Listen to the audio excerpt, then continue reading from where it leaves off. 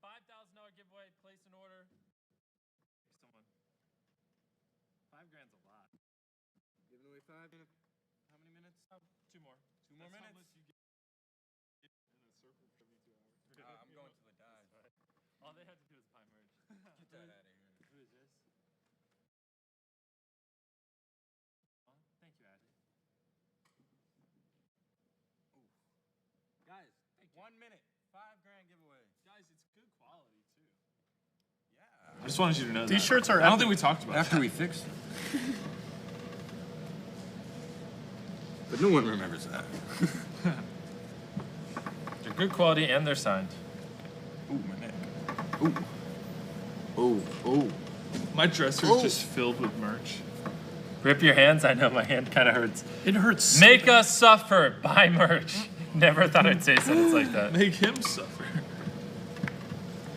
Are you left-handed or right-handed? Dang. I'm right-handed. Right-handed check. Can you tell? Look at all the freaking crap I'm in. Dude, I actually didn't expect this to hurt. I know. so much. I I'm know. sorry. My back's a little sore too from sitting so much.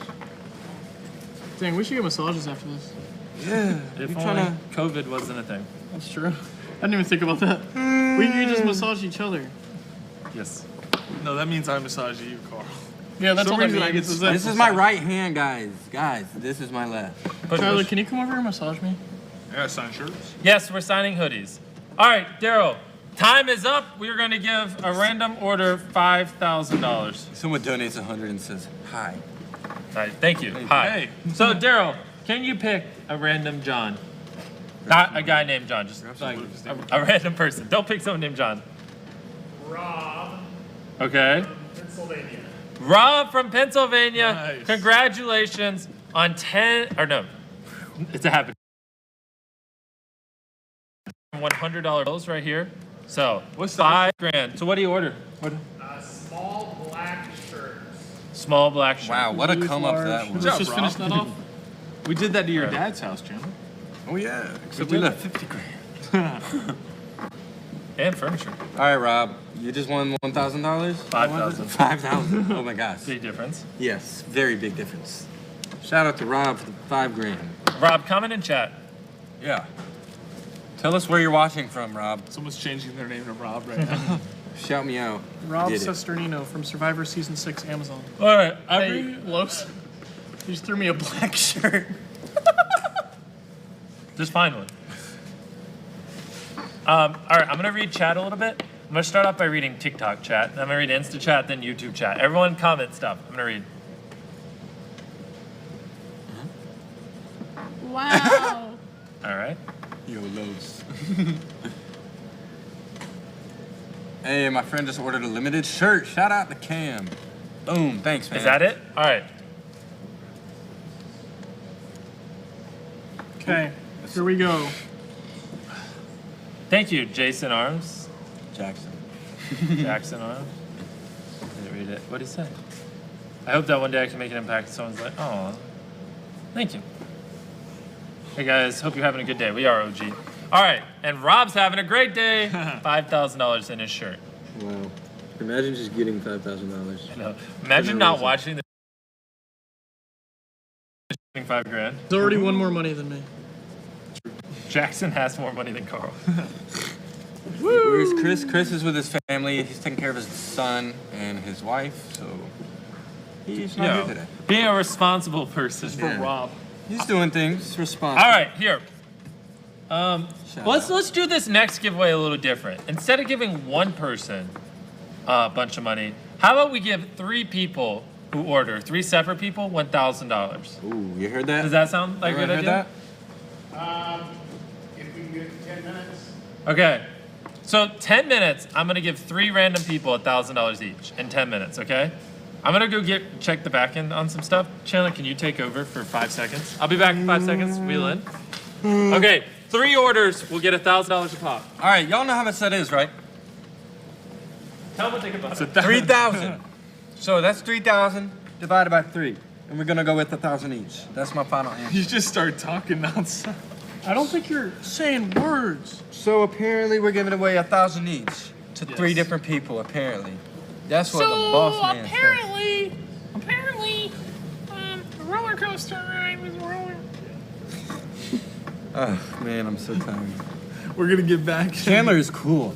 Thanks, you're cool. Also, I'm over here, and I'm up there, and I'm down here. We everywhere. Okay. Sign us shirts for the squads Jimmy's gotta sign a lot of of a shirts. lifetime. We have the squad of a lifetime. Biggest squad on the internet. Shout out. You guys are funny. Let everyone. Hey, you bought both hoodies? Thank you, whoever said that. I can't read that fast. Hey, what? Hi. Where's Carl? Carl's right here. You just can't see him. He's on the YouTube stream. Notice me. You were just noticed. Should we do this? Chandler Let's is just it. hold off on You're prizes it. right now. What? You're it. You just subbed? Thank you, Ryan, Chandler's for cool. subbing. Sub to the YouTube channel. I love subscribe. Swaggy. Me too. Hey. Benjamin, That's my thank dog. you. Currently waiting for Beast merch. Go to Shop Mr. Beast for Beast merch. Carl is cool. Yeah! Who said that? Chandler, you're in charge. Uh-oh. Tyler, how's your dog? My dog's great. He sleeps a lot, just like me. Your dog. Hi, is- Tyler. Hey, what's up, guys? Shout out. Hey, shout out to the shout out guy. Chandler's a mood. What kind of mood are you talking about, huh? Yeet. I have a shirt that says that. Oh my gosh, dude, I've been sitting down way too long. It's Tyler, Bruh. Chandler, Carl, Jimmy are sweet. Oh, I'm good, getting sweet. a case of the sleep. I'm sitting down. I bought merch. Do that. Do that. Jimmy has to sign all this. So do you. He's gonna get angry. Carl, people said my name. Somebody said my name there. What about me getting angry? No! My marker! You're blocking the tick of the talk. Hey, Yes. Look what you did. You got all snatchy and we wanted get to a- spill the drink. guys. Every Mr. time Jimmy Snatchy. leaves, we get in trouble. Look what you did. I didn't do that. You did. You Tyler spilled got my the dog. monster. Yes, I got the dog. Carl spilled the monster. Guy. Chandler's clutch. You're clutch. There's too much stuff on my... Carl's a glizzy gobbler. Chandler's You're better right. than Carl. Ooh. Ooh. No! Ooh, say it again. Say it again. Stop! Say it FaceTime again. Chris. Hey, we should FaceTime Chris. Do you take cash? Do you take cash? Wait, Hey, How let about us know all these if you want to Speaking FaceTime of Chris. taking cash, we're giving away $3,000 to 3 different people Hey, what's soon. Coming up. Stay ready. You guys Stay are ready. awesome. Stay ready. Go to shopmrbeast.com. Buy stuff. Carl is goated. Hey, you're goated, by the way. Is that a good thing? Yes. Carl is out style. What does that mean? Coral. They spelled your name Coral.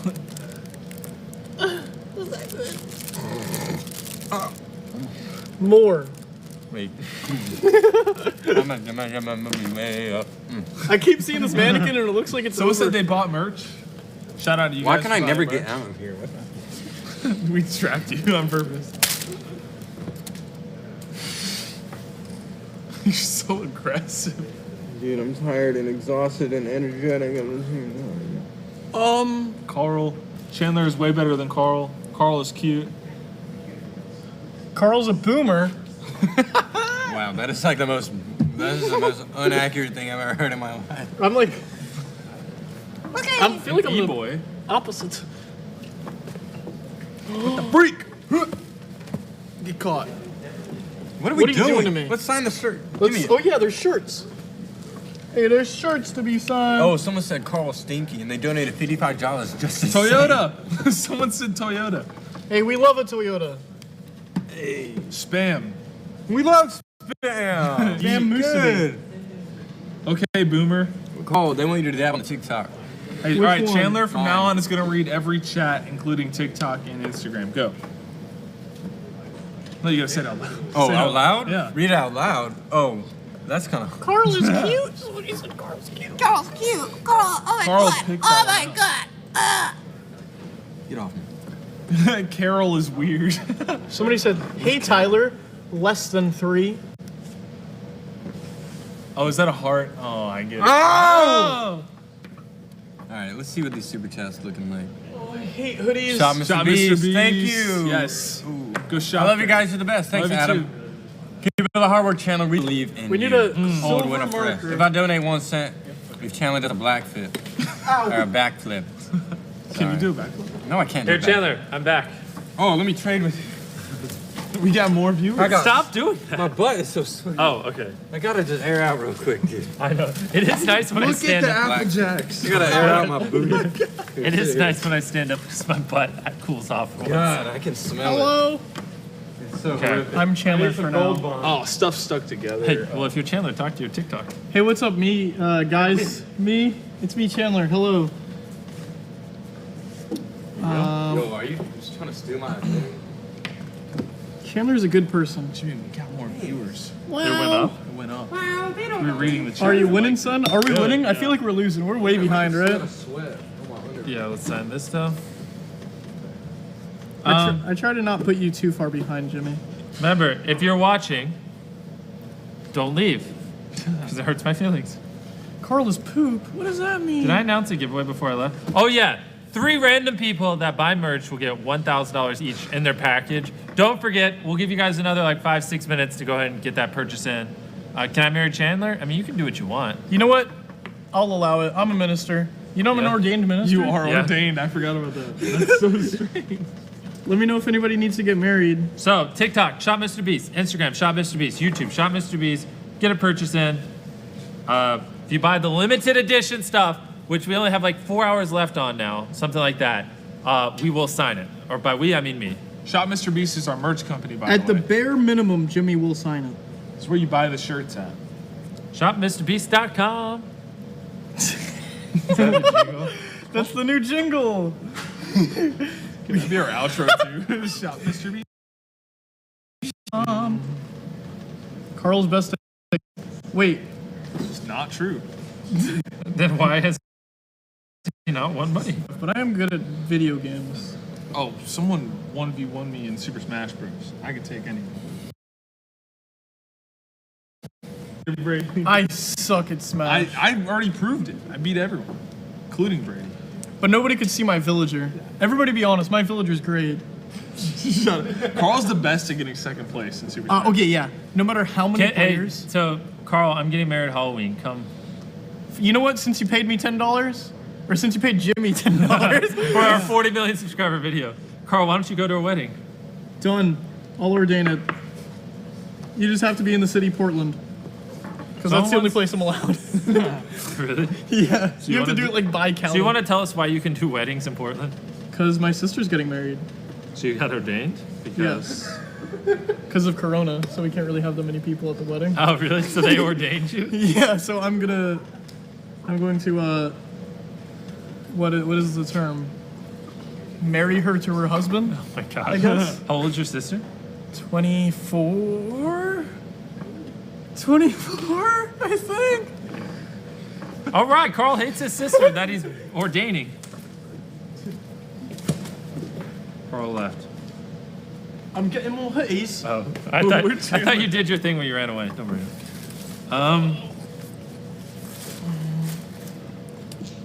How's everyone doing? Everyone doing good? I am. Are you asking me? No, just the chat. I'm going swimmingly. What's up? After this merch live stream, I feel like I should just live stream for fun one day. I should take a nap. Nah, we're good. Sleepy. $1,000 each. Chandler's gonna be back in a second. I don't know. Probably went to use the bathroom. Somebody said Jimmy Dab.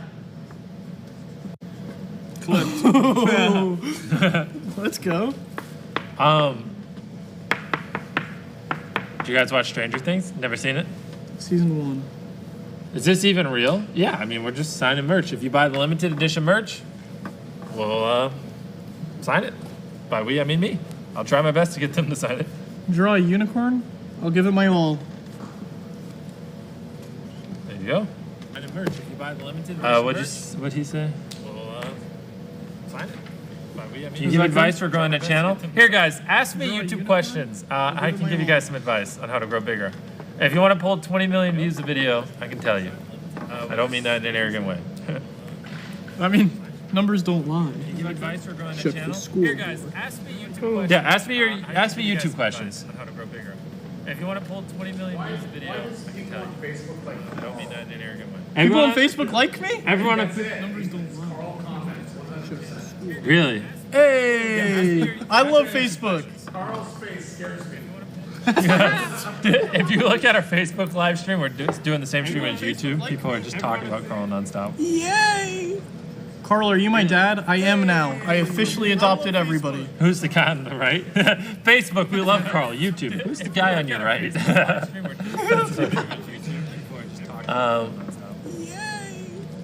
Carl, are you my dad? I am now. I officially adopted everybody. Who's the guy on the right? You always make noise, and I'm just like, sometimes I'm like, what the fuck is Yeah, going I on? drink a lot of caffeine. I feel weird. Everybody, my name's Carl with a K, not C. So How do you get noticed? Honestly, just make unique videos. Make videos that are different, things that stand out, and you will. I mean, if you're doing what everyone else is doing, it's gonna be a lot harder for you to get those first few hundred subscribers. You know what I mean? Like, honestly, just make merch and sign it on live stream. Sure. Things that stand out. Do that after you get 40 million subscribers. If you're doing what everyone else Wink. is doing. Can I get another box here, please? How do you get popular? Well, just what I said there. Make original content. I think a lot of people focus a little too much on the algorithm t-shirts. and stuff like that. Just make good, high effort, creative content, and you'll get a lot more views than you think. When I get 50 million, will I shave? Probably not. I've been trying. You shave your head. Yeah, I'd rather shave my head than my mustache at this point. Really? No. I'd rather shave neither. Is neither an option? Hey, we need shirts though. How many of you want to be a YouTuber that on Instagram, TikTok, or YouTube? I want a hoodie. Someone just donated $10 and said that. Then buy one. To be clear, if you go to Shop Mr. Beast and buy one of these shirts or hoodies, we're at the bare minimum, Jimmy's signing them. Hurt your channel. I mean, this is the same as normal. Next person gets $7. Thank you. There Let's go. I'll move. you go. What the heck? Where my coffee? This is minty gum. It's very minty. Do you like Star Wars? Of course. You good? I like Star You Wars. I got a wanna go hairball. to bed? Okay. A hairball or something. You want to go spit? No. Okay. Can you tell Chandler him and I are getting married tomorrow? No, I don't think I was You and her are notified. getting married. I don't think I was notified. Dang, if you had enough of a Thanks thanks for the heads up, but it's kind of short notice. But I'm gonna have to decline. What's a good starter camera? Honestly, a G. iPhone.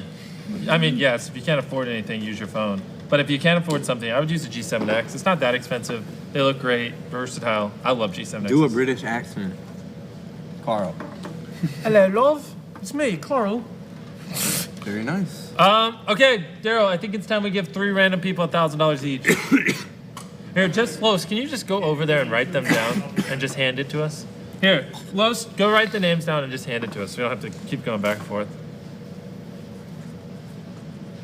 All right. Jimmy, hit the wall. We'll announce the. I'll pass. We'll announce the winners of the 3 $1,000 here in a second.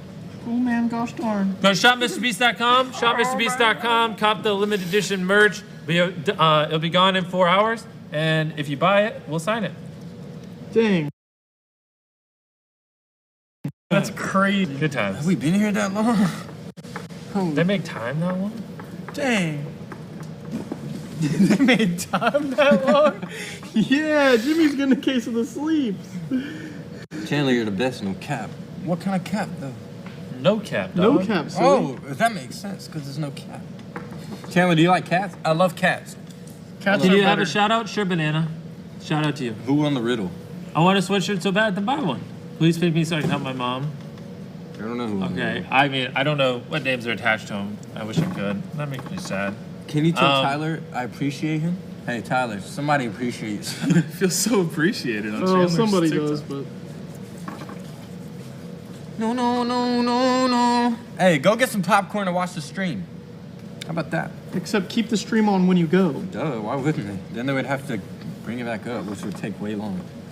So just leave it on the whole day. Does the marker wash out? Guys, these are Sharpies. They don't wash out. As you can see, it's all over my Check hand. Carl's I've forehead. washed my hands many Carl, times. yeah, Check Carl, his is your forehead. forehead still signed? Let's see, how's it looking? Oh yeah. Oh yeah, it's still there. It's still there. Thank you. Thank you. Thank you.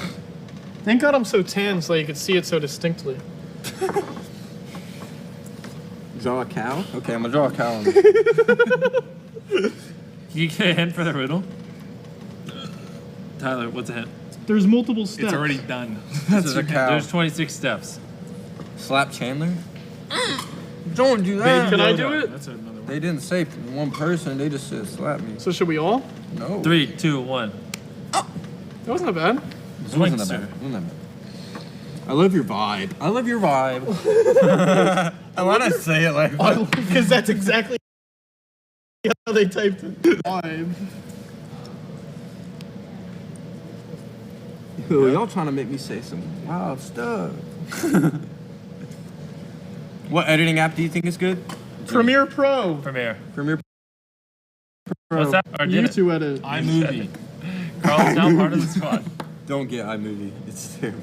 I used to edit the videos on Sony Vegas. Those were the days. Oh, I remember, so when I first started doing YouTube, I'm glad to see Instagram overtook TikTok again. Good. Cop merch, everybody. I remember when I first started, I had a really terrible, like, $300 laptop. And every time I'd edit a video, it just crashed all the time. We did this one video titled, like, as a joke, we were better than Do Perfect. It was purely a joke. Like, I would hit a ball, like, 5 feet, and then it'd cut in. It'd be like a home run. It was a meme. And Oh, that was my first video. yeah, I remember. And I literally edited that video like 5, because every time I got halfway through editing it, just literally shut off. And I mean, this was back when we didn't have money, so like it's not like I could just buy a better laptop. So I was just like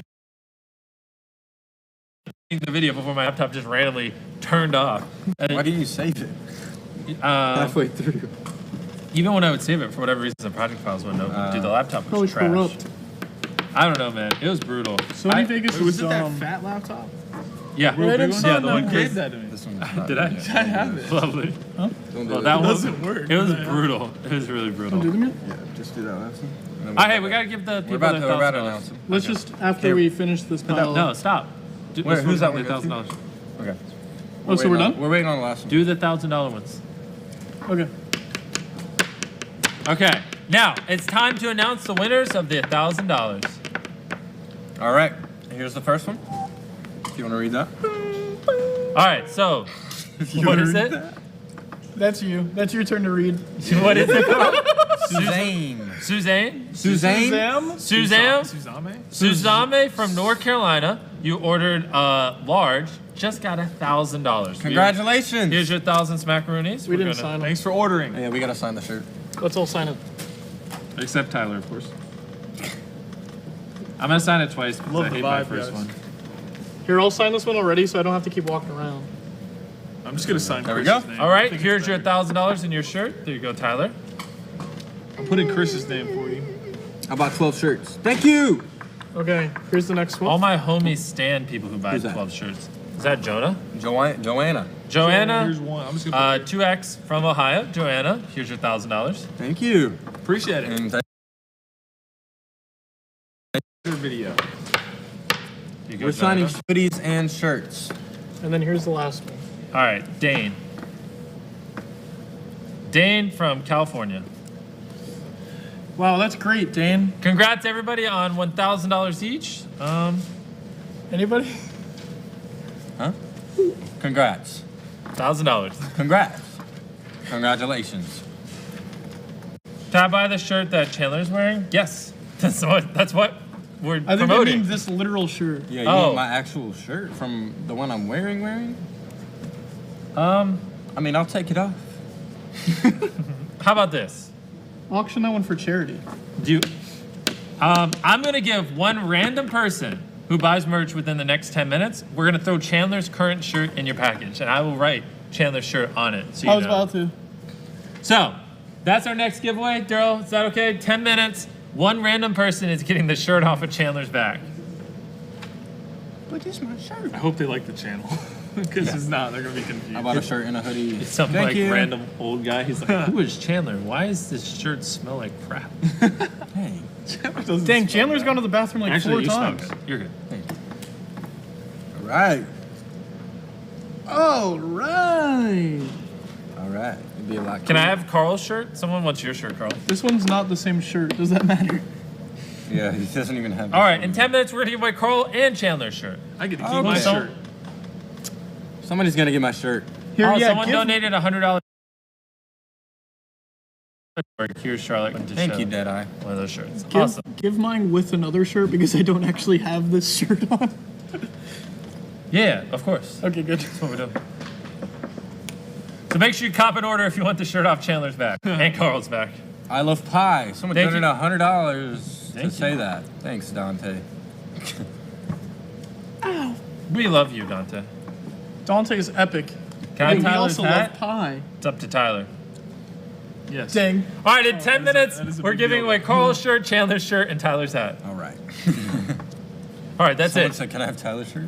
No more, you greedy people. I get to keep my shirt. Wait, why? What do you don't want to give anything? How do you get a signed All shirt? right. You just gotta buy one. I'll and give we'll away sign it. one of my shoes. No, your hoodie. Then it's hoodie, hat, shirt, different shirt. Deal. Your pants.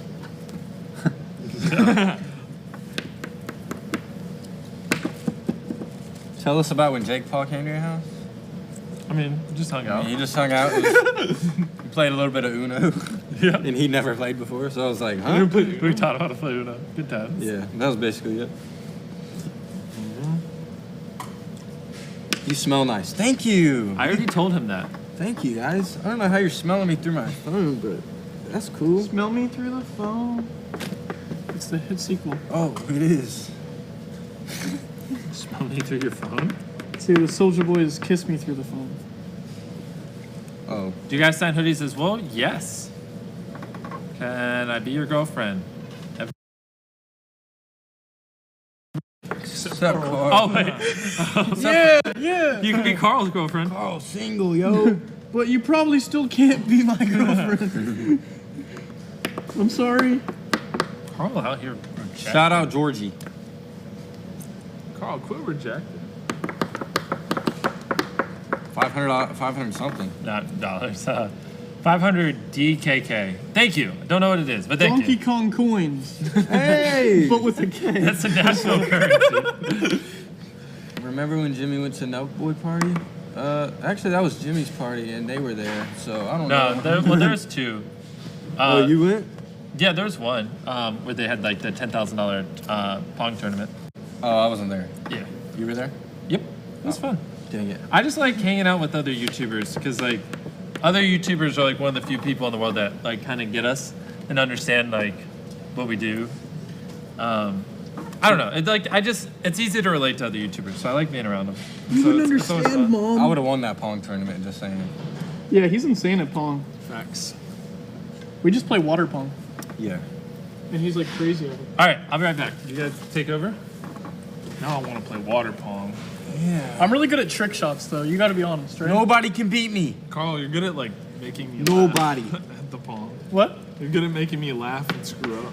No, like I So let's say you should do a sleepover with random subscribers. Yeah, that'd be a good idea. Jeez, that person's crushed. Time I'm trying to figure it out. No, not you, Carl.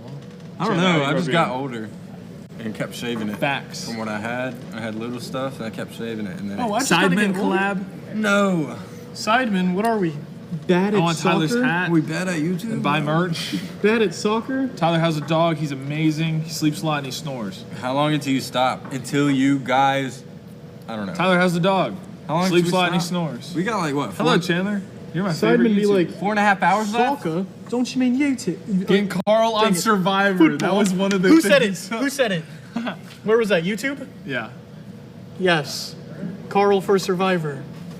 I'll be the next Get Carl Todd on Herzog. Survivor. Let's go. I'll be the next Todd Herzog, season 15, Survivor China. Soccer dad. Oh my gosh, that's a long time ago.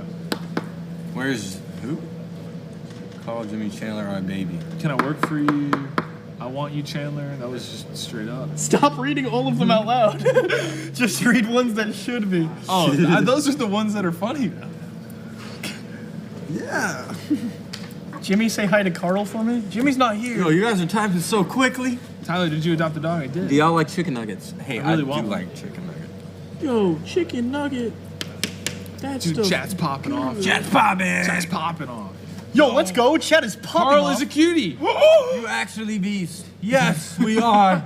Somebody said. Carl is cool. Somebody said Carl Who's for survival. Hi, Robbie. Tyler, will you be my daddy? Carl, flip a bottle. No. Can somebody give me give me one of those half-drinking waters? Is this perfect flipping ability? Hello. He said Carl. He said Carl. Hey, if you want me to flip it, just let me know. And Let me know if Carl. you want me to do it on the first. You want me try. and Chandler to flip Here, first it try? and actually get Yeah, it. let me know if you want to do it on the first. Here, first try, first try. Okay, finally, jeez. Everyone saw that? Ha ha! Ha ha! Twice. 3 times, one for the TikTok. Swaggy's awesome. I agree. One for the TikTok! One for the Instagram! Oh, Dang it, you lost your money. alright. Yeah, can you throw the water at the electronics, please? Yeah, that's what I just did. Oh my God, he's got another one. Guys, I'm really starving. Carl, flip it. And my dog is probably got to pee. Flip it. Wait, play spin the bottle. Chandler, That's flip what somebody it. said. Flip it. Bop it, just start. Bop it, twist it, flip it. Bop it. I'm Twist going it. to sleep. Pull it. I'm going to sleep. Is good. You That's are so good. I'm going to sleep. I'm gonna bop it to start. I'm Bop going it to to sleep. start. Can any of you sing? Carl sings actually really. If we could Hey, bop hit me some some HSM. that Titanic song. High School Musical. Hit me with a Japanese. Oh, yeah, High School Musical is good. Carl, take it away. We're all in this together. Oh my gosh, chill with the signings. He's gonna freak out. Yeah, he is gonna explode. Look how far we are. It's gonna implode. Oh no, we cannot let him explode. Hey, Change they school. want Carl to Slap sing. Carl, slap Yo, Carl, hey, slap Carl, Carl. sing. Oh, Sing. Carl is a bot. 5, 6, 7, 8. soaring. Flying. There's not a star in Heaven that we can't. Reach.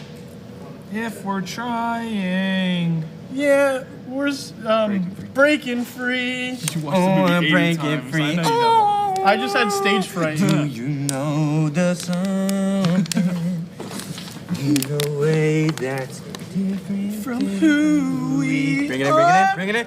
bring it in. Arg. Pirates of the Caribbean. All right, guys, starts. we're buying shirts and we're signing Shut them. Mr. Beast. We got 4 and a And we've half been hours. talking about shirts the whole time. Oh, hey, Jimmy. Hey, sign this real quick. that. Chandler, don't stand up.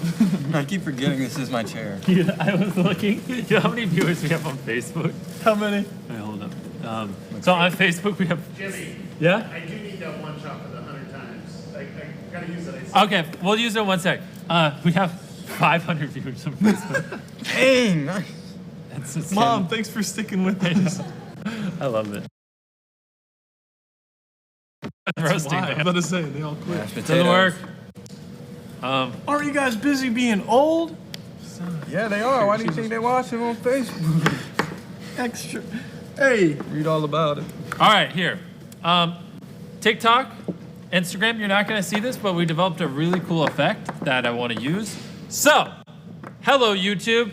What I'm about to say will be shown on your screen 100 times, starting now. Boom.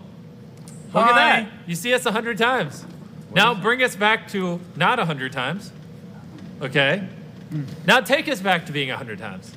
Now everyone sign a shirt while we're at 100 times. There you go. Thanks. Does this mean we sign 100 shirts? Yes. Now, get rid of it. There you go.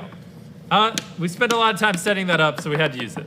Instagram, TikTok, don't worry. Just keep being. I'm sure you can imagine. Just keep being. How much for Jimmy undershirt? Ooh. You can have my hoodie. That's what I'll sell. Said you can have your hoodie. Who said it? Wait, are we giving this stuff away now? No, they still got like 5 more minutes. Good, enough time for me to pee. Carl is a real life Simpsons character. I'll take it. We're waiting on you. I don't want to keep going. Okay. Yeah, we're just gonna let you go. Just give me like 25 more minutes and then we'll be done. Jimmy, can I get your biggest yeet, please? Then you guys will be done. That was a nice high-pitched yeet. That's actually pretty good. What the heck? That caught me off guard. Hello. Oh, I saw Chandler's an epic glad I stopped gamer. reading that. I saw Chandler's an epic gamer. Chandler, eat a cheeseburger. I saw what it said. I saw what it said. It didn't say Chandler eat a cheeseburger. What did it say? It said Chandler pickle? dance. Oh. That's not even. My mouth was dancing. Huh? What? What is My wrong? mouth was dancing. Was it not? Why is this not that funny? Dumb. Hey, all right. Make sure you go to shopmrbeast.com, cop some merch. If you do, we will sign it. YouTube, click link in the description or the thing pinned in the chat. Shopmrbeast.com, limited edition merch. You got like 4 hours left if you want us to sign it. Then All right. it's gone forever. You can always Is it trust in Shop Mr. Beast. Is it time to pick the person who won my shirt? And my let's shirt. let's give them 2 more minutes and we're Let's gonna at pick least it. wait until Tyler gets back because they're getting his hat. 2 minutes. Oh, this shirt's a little messed up. Wait, so is the same person getting all of No. our clothing? Get rid of that one. Throw it away. Okay. This one has a string. We're getting rid of it. There are just some loose strings everywhere, though. That way Stop pulling the loose strings. you guys get a fresh shirt. Chandler, eat a steak. Chandler, do this. You guys. Stop saying. There's no chance that they're talking about eating. No one's food. commenting that. Nobody's Hey. commenting that you He's should just eat like, food. guys. Bro, look. Chandler's just like, guys, everyone really wants me to eat. Yeah, they do, though. All right. And they stopped the second we Nobody looked. looked. Somebody Come on, said guys. beans or no beans. That's the only food talk I've ever seen. And the answer is beans. All right, I think it's time now that Tyler's back. We need to give away Carl, Chandler, and Tyler's hat. Let's go take this off. Yes. Can we? We can't take it off on stream. You can do whatever you want. Big facts. Wait, I wanted another one. Can you pay my scholarship? Chandler, eat steak. I said it. I told you. All right, we'll go get steak in a little bit for you. Okay. All right, so Los, I need you to pick 3. Or do I need you to pick 3 that we can give away to? Here you go. Now sign this one for real. Great. So this is the shirt off of Chandler's back, and we're gonna pick a random order and give it away. Just got rid of the TikTok. Thanks, man. He did the bit. You did do the bit. Okay. Views just go up by 2,000. Oh, I don't know. You guys like this? Taking it off right there. Bro, I'm doing it Whatever for the you views, want. man. He's trying to help us. Yeah, what's up? Okay. Chandler floss. Oh shoot. All right, calm down there, John. Okay. All right. Do-do-do. Chill, chill, chill. Let's focus on the people who got the shirts. These aren't. So who won Chandler's shirt? Adriana K. Get rid of this. from Grand Rapids. Adriana. All right, get rid of all these. Let's focus. Large. Youth large. She's 9. All right, well, a 9-year-old just won right. Chandler's shirt. Congrats. Congrats. Does that come with mine? All right, actually, Adriana, you just won Chandler's shirt, Carl's shirt, and Tyler's hat. Congratulations. Yo, And your hoodie. Don't I'm forget. gonna get banned and on your youth TikTok. loft. I'm gonna get banned on TikTok for streaming with a shirt on. Wait, we gotta sign all this stuff, right? No, they're good. So, congratulations, Adriana. Oh, someone donated $200. I love you Jordan guys. Lee, we love you too. Jordan, Congratulations, Adriana, on your stuff. We got it coming. There it is. We're all gonna sign it as well. You should sell Chandler's shirt on eBay. Yeah. That sounds good for. But not mine. Yeah, no one's gonna Mine is important. buy that one. There you go. Wait, I didn't sign that one. It's all right. Yo, they really want me to eat. Nobody's saying to eat. Bro, look at the chat. They are starting to say it. Make sure you guys go to shopmrbeast.com. If you cop one of the limited edition merch, we will sign it. feels good. Why did that feel so weird? Oh shoot. Okay. We are here. I'll be right back. Dang. Chandler, put a shirt on. No, but I love it. You love it. You But it's so nice to not have a shirt on. Especially when your balls are sweating. Oh, sorry. I just adjusted on camera. Nice. In the middle of every camera. Hello, it's me, Swimsuit Carl. I'm wearing jeans on this. Everyone wants him to eat. Everybody, stop telling him to so eat. Oh, Go get a shirt. We're signing Oh, you spit all over me.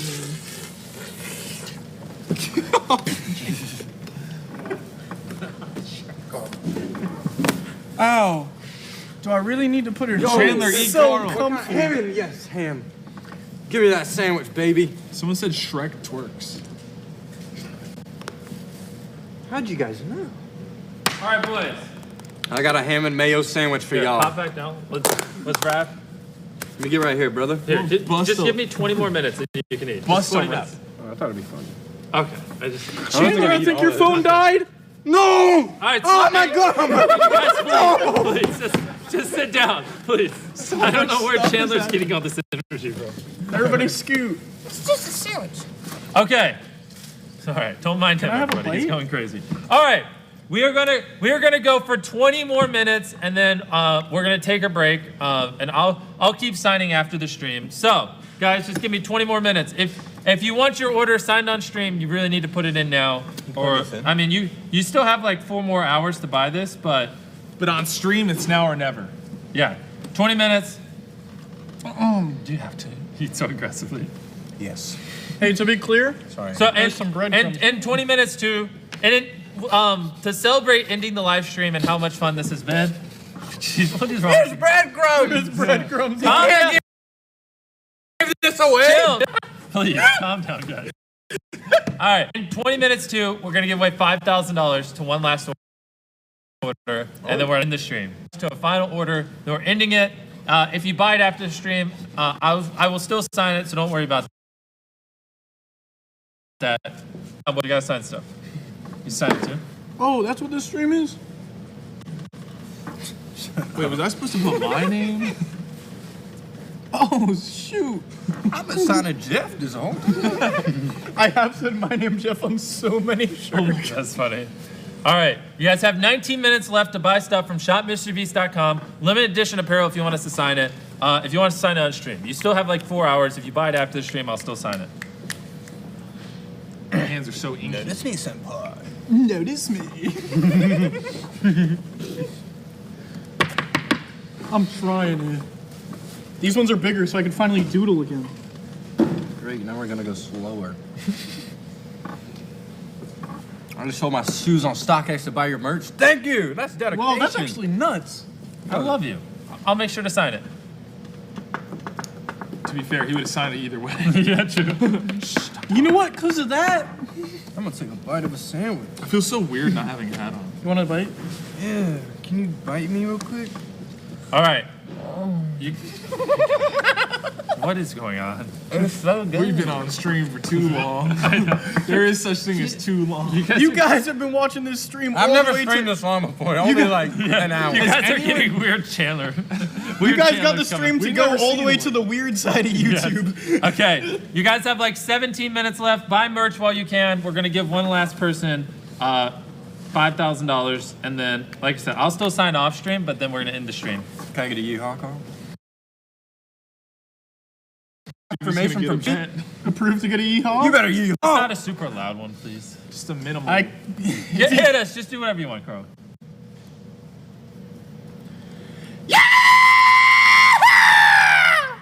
Hell yeah. First one was better. It was, I know. It's because it destroys my throat. Your haw is the best part. You messed that one up. I'll do one more right at the end of the stream. Thank you. How much time we got? Probably like 15 minutes.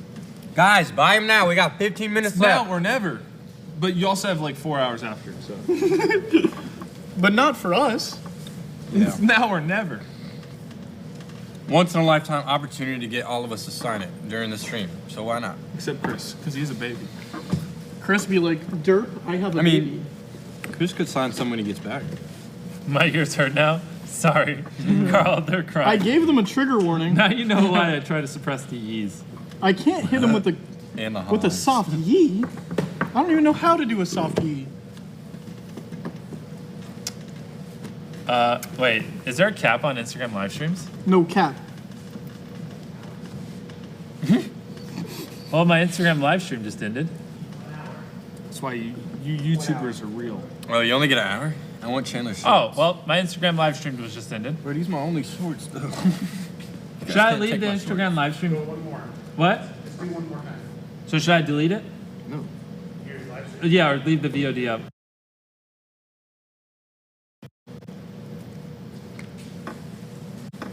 All right. Well, Oh. sorry about that.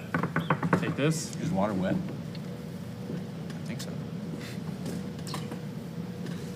Ow. Do it again, Carl. That's what they're asking for.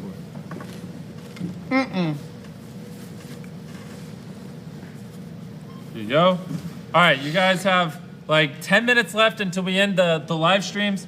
Cop the merch while you can. Cop it. Thank you guys for joining and being so helpful the whole time. Thank you guys for sticking around. Has Hanging anyone out. stuck around the whole time, like since start to finish? I'm genuinely wondering. Comment how long you watched the stream, everybody. People are just pointing out objects on the table and are like, I want that. I want the bottle. I want the life jacket.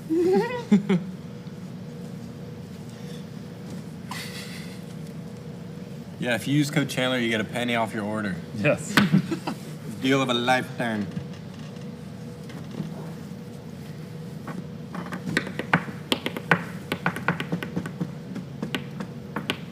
Yes, Sarah, we'll sign it. I'll sign it. Don't worry.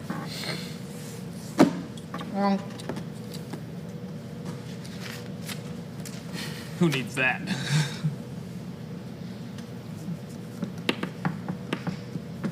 Yo, they've been watching for 69 hours. 69 hours? That's a great I number. didn't know we were streaming that long. That's Nice. the funniest amount of time that's ever existed. Yo, we really do. Oh, man. Give me the shirt, Carl. Calm down, you're fine. No, I'm just messing. Okay. I can't tell. Sometimes I can't tell if you're having a panic attack or not. Sometimes I do. I know. And it's hard to tell if it's a real one or not. I'll be like waiting for something. I'm like, Fuck, I don't have it. I mean, freak. Doesn't matter. It's fine. No! You're not taking my shorts. They're dirty, first of all, and they're the only ones I have. Everyone wants you to take your shorts off. 69.69. Put it to good use. We'll do We will. Jordan Lane. Thank you for your service. Thank you. Thank you guys. All right. Stream is almost over. You got maybe like 6-7 minutes left. ShopMrBeast.com. Place an order. Buy some merch. We will sign it. This one gets a free pack of ramen. Whoever bought this shirt gets ramen. We're wrapping up. This has been a really long stream. Thank you so much, everyone who came out. Buy merch while you still can. Even if it's the stream's over, you still have a few hours left to buy this before they're sold out. And he will be signing those. Yes. Will you be? Possibly. I guarantee he's going to sign like 10% of them. Hey, that's a lot. It is a lot. Considering how much you guys are ordering. Thank you. Yes. Whoever keeps playing the guitar on my TikTok, thank you. That's good. That means they're donating. Someone said they've been watching since I wasn't sure. Wait, since what? Since I wasn't shirtless. Oh my gosh, you've been watching for a long time.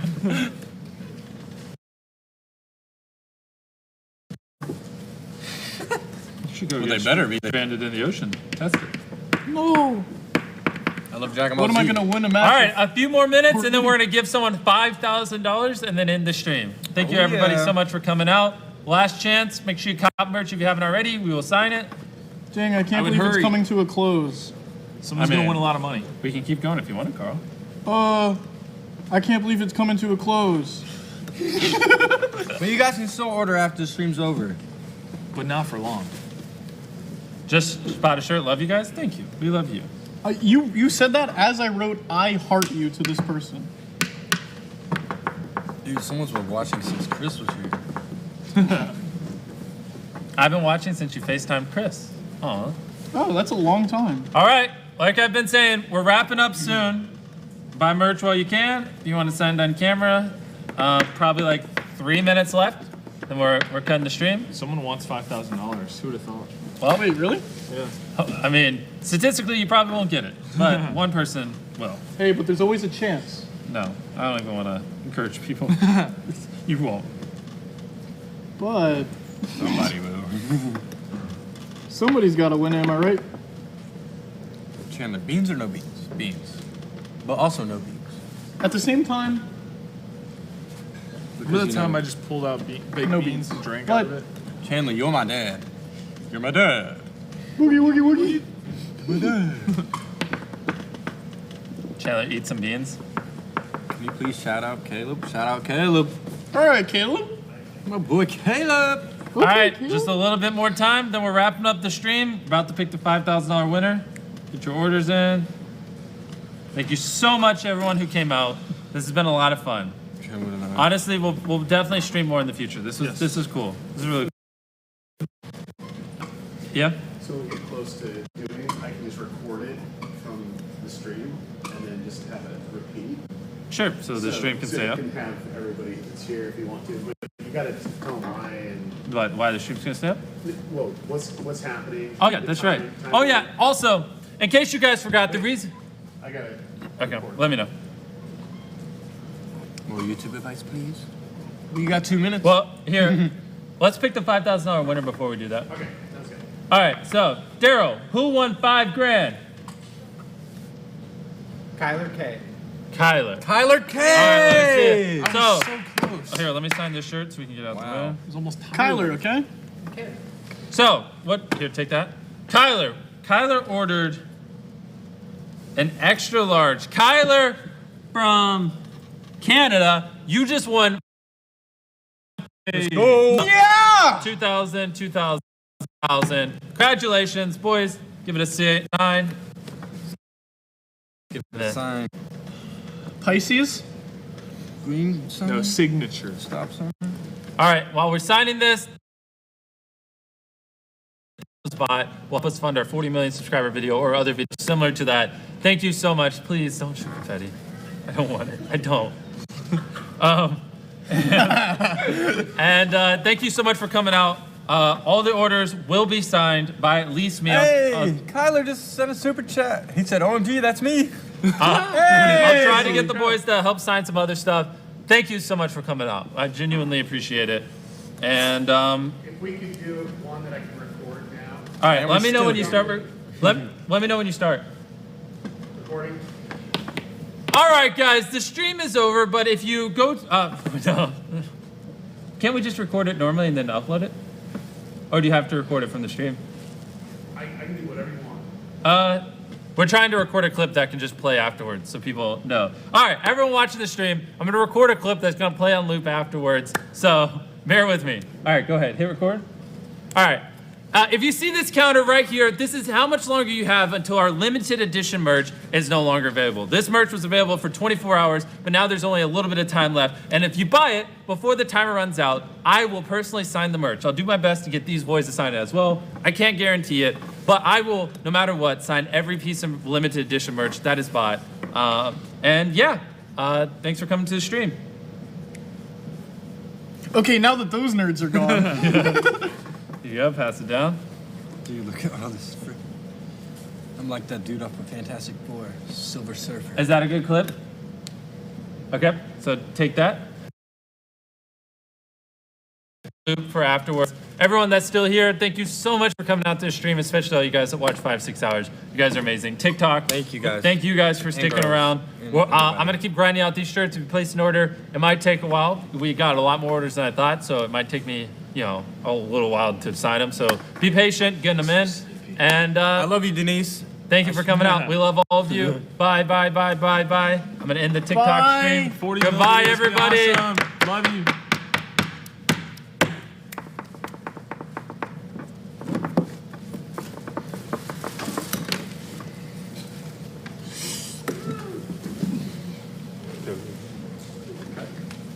All right, go ahead. Hit record. All right. If you see this counter right here, this is how much longer you have until our limited edition merch is no longer available. This merch was available for 24 hours, but now there's only a little bit of time left. And if you buy it before the timer runs out, I will personally sign the merch. I'll do my best to get these boys to sign it as well. I can't guarantee it, but I will, no matter what, sign every piece of limited edition merch that is bought. And yeah, thanks for coming to the stream. Okay, now that those nerds are gone. You go, pass it down. Dude, look at all this. I'm like that dude off of Fantastic Four, Silver Surfer. Is that a good clip? Okay. All right, go ahead. Hit record. All right. If you see this counter right here, this is how much longer you have until our limited edition merch is no longer available. This merch was available for 24 hours, but now there's only a little bit of time left. And if you buy it before the timer runs out, I will personally sign the merch. I'll do my best to get these boys to sign it as well. I can't guarantee it, but I will, no matter what, sign every piece of limited edition merch that is bought. And yeah, thanks for coming to the stream. Okay, now that those nerds are gone. You go, pass it down. Dude, look at all this. I'm like that dude off of Fantastic Four, Silver Surfer. Is that a good clip? Okay. All right, go ahead. Hit record. All right. If you see this counter right here, this is how much longer you have until our limited edition merch is no longer available. This merch was available for 24 hours, but now there's only a little bit of time left. And if you buy it before the timer runs out, I will personally sign the merch. I'll do my best to get these boys to sign it as well. I can't guarantee it, but I will, no matter what, sign every piece of limited edition merch that is bought. And yeah, thanks for coming to the stream. Okay, now that those nerds are gone. You go, pass it down. Dude, look at all this. I'm like that dude off of Fantastic Four, Silver Surfer. Is that a good clip? Okay. All right, go ahead. Hit record. All right. If you see this counter right here, this is how much longer you have until our limited edition merch is no longer available. This merch was available for 24 hours, but now there's only a little bit of time left. And if you buy it before the timer runs out, I will personally sign the merch. I'll do my best to get these boys to sign it as well. I can't guarantee it, but I will, no matter what, sign every piece of limited edition merch that is bought. And yeah, thanks for coming to the stream. Okay, now that those nerds are gone. You go, pass it down. Dude, look at all this. I'm like that dude off of Fantastic Four, Silver Surfer. Is that a good clip? Okay. All right, go ahead. Hit record. All right. If you see this counter right here, this is how much longer you have until our limited edition merch is no longer available. This merch was available for 24 hours, but now there's only a little bit of time left. And if you buy it before the timer runs out, I will personally sign the merch. I'll do my best to get these boys to sign it as well. I can't guarantee it, but I will, no matter what, sign every piece of limited edition merch that is bought.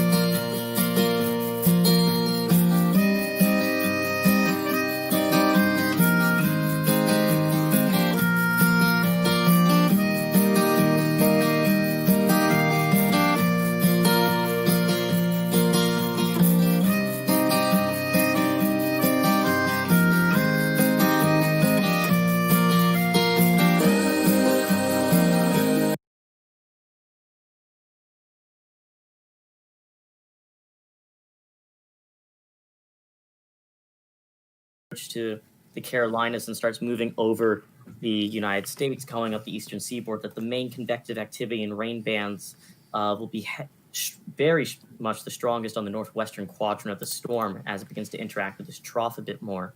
So even if you're west of the center at that point by a decent amount, you could be still getting some heavier rainfall totals. You know, I don't know if you can pull up the latest rainfall total forecast from the NHC alongside the forecast track, Nathan, but if you do so, that paints a good picture alongside, let's see, band to be.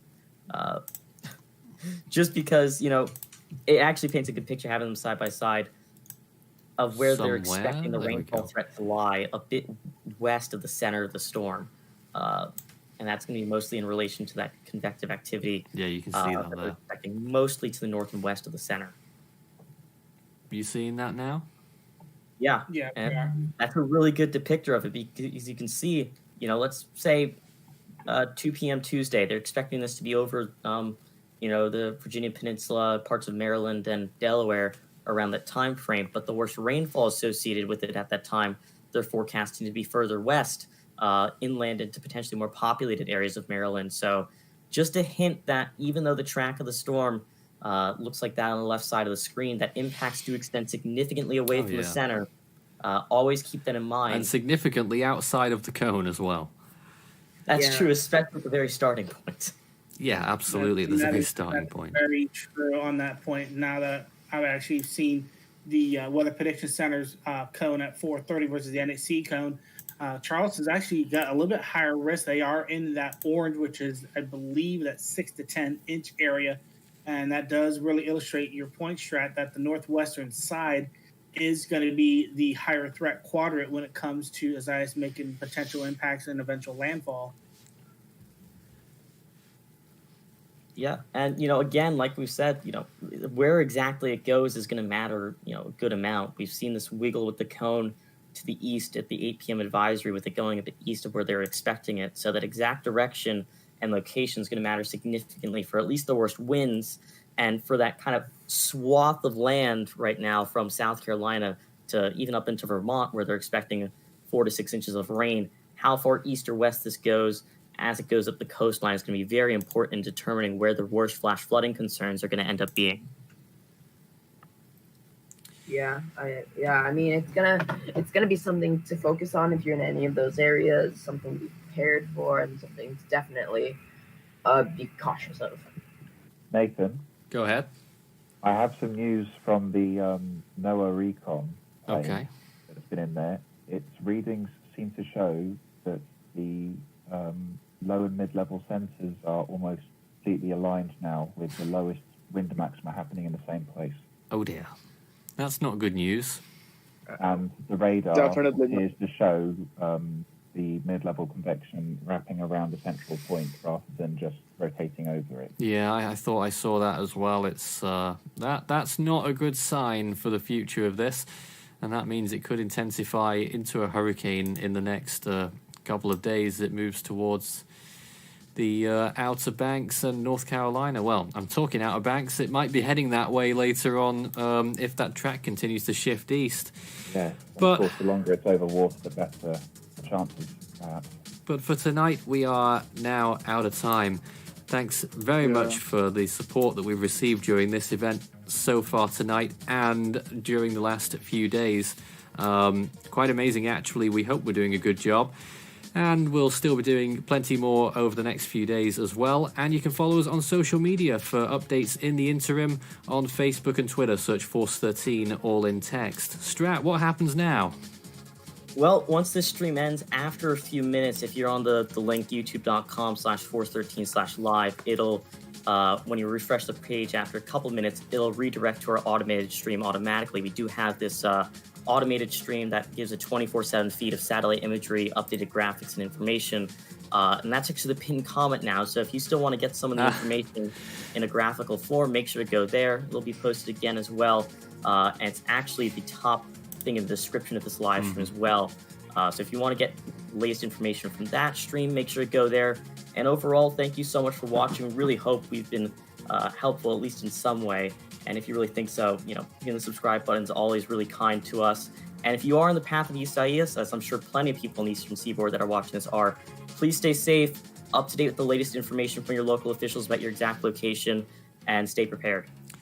And you can join our community of fellow storm trackers and just generally concerned people right now on our Discord server, discord.gg/Force13. Take a look. And yeah, there's plenty going on there right now. I can certainly assure you of that. I'm sure we'll be back tomorrow because I don't think this storm is going to die. So until then, have a good evening. Good night.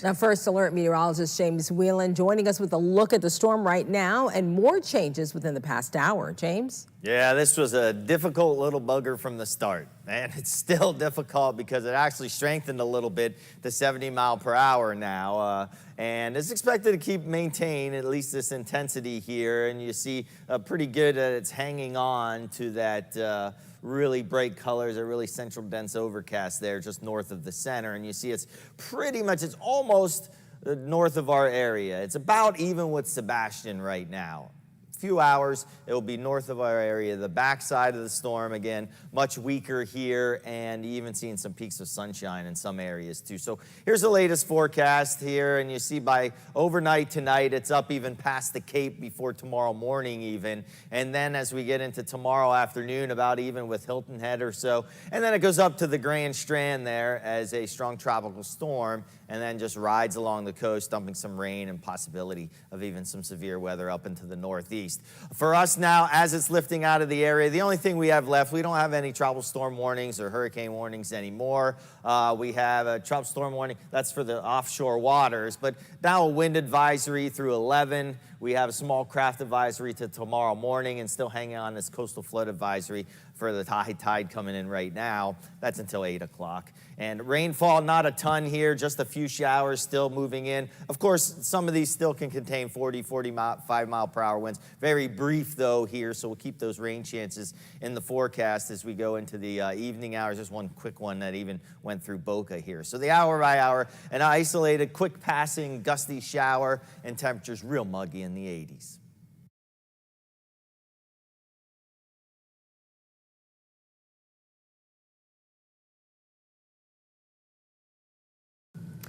For News 19, I'm meteorologist Danielle Miller. We have the 5 p.m. update in from the National Hurricane Center, and we have a couple changes that we need to talk about for the Midlands with Tropical Storm Isaias. The first thing to note, Orangeburg and Clarendon counties have been changed to a tropical storm warning. That is not a big change. All it means is that the storm will be here in about 36 hours or less, and you'll have that chance of seeing those tropical storm force winds along with the majority of the coastal regions of South Carolina. Another change to note, a hurricane watch has been issued around the Myrtle Beach area up through about Wilmington, as there's the potential for some hurricane force winds to build along the coast as the storm makes a landfall in that area. So those are the updates to our tropical watches and warnings.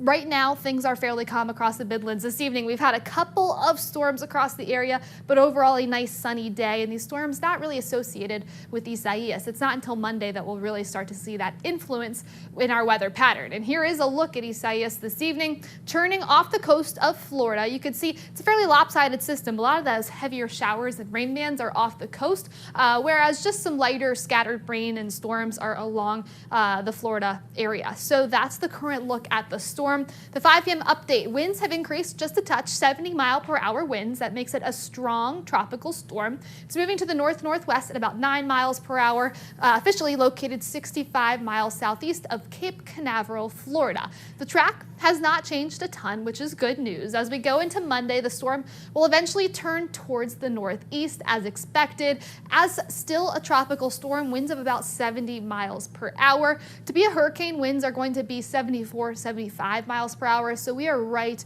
on that border of a strong tropical storm to a low-end hurricane, and we can expect to potentially see some more fluctuations in that strength ahead of a landfall.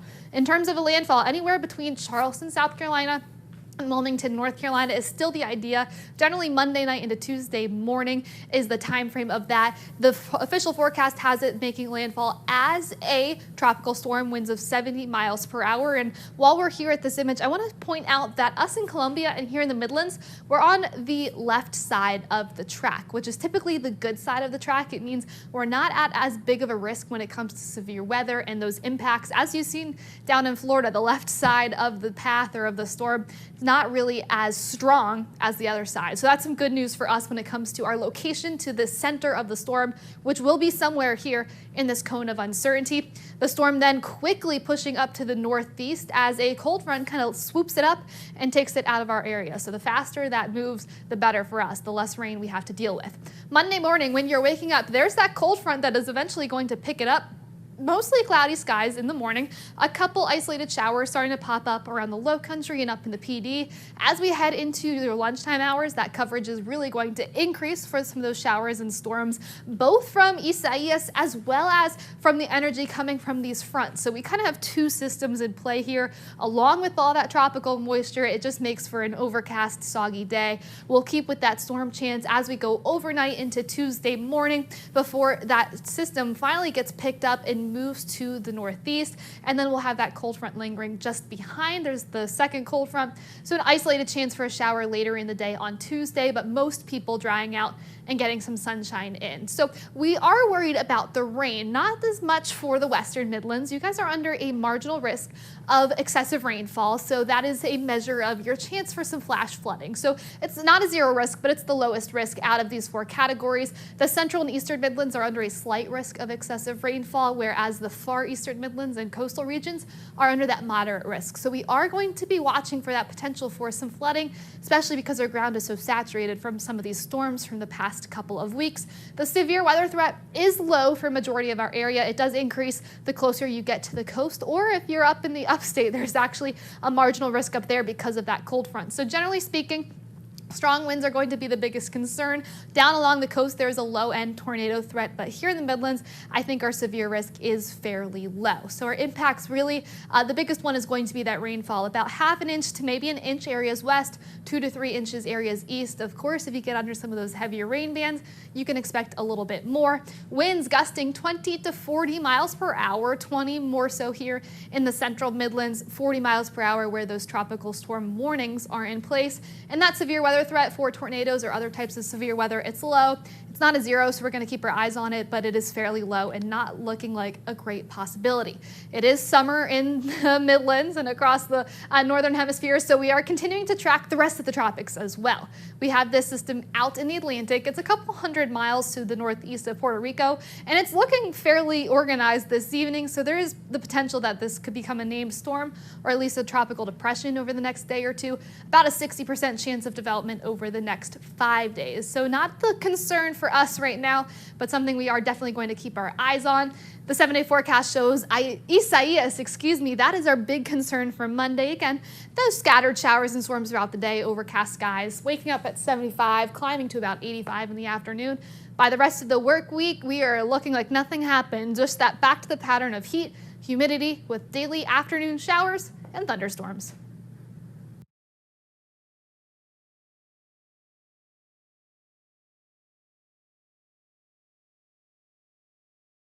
Breaking news tonight, state of emergency. Tropical storm Isaias barreling up the coast of Florida. Heavy rains, strong surf, and fears of flooding.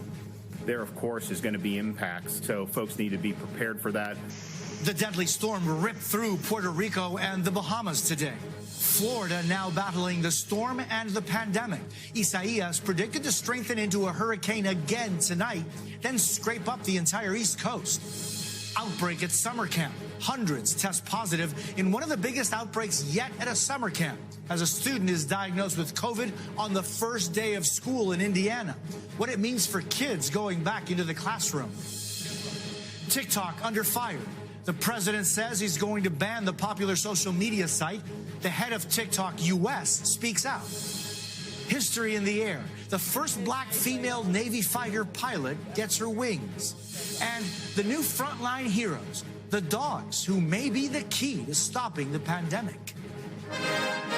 This is NBC Nightly News with Jose Diaz-Balart. Good evening. We begin with breaking news. States of emergency. More than 70 million people are in the path of a deadly tropical storm Isaias. It ripped across the Caribbean as a hurricane today, killing at least 2 people before losing some steam late this afternoon. Forecasters predict it will re-strengthen into a hurricane tonight as it comes dangerously close to Florida. Isaias is double trouble for the state, already reeling from a massive COVID outbreak. Let's get right to Sam Brock on Florida's East Coast in Deerfield Beach. Sam. Jose, good evening. And the conditions right now already changing. The wind is picking up. The surf behind me is rising, as officials right now are warning residents to have at least 7 days of food, supplies, and medicine, as we have already seen the kind of damage Isaias can do. Hurricane Isaias cut its way across the Caribbean, slamming the already battered Bahamas, still recovering from Dorian, snapping palm trees and serving up 5-foot storm surge.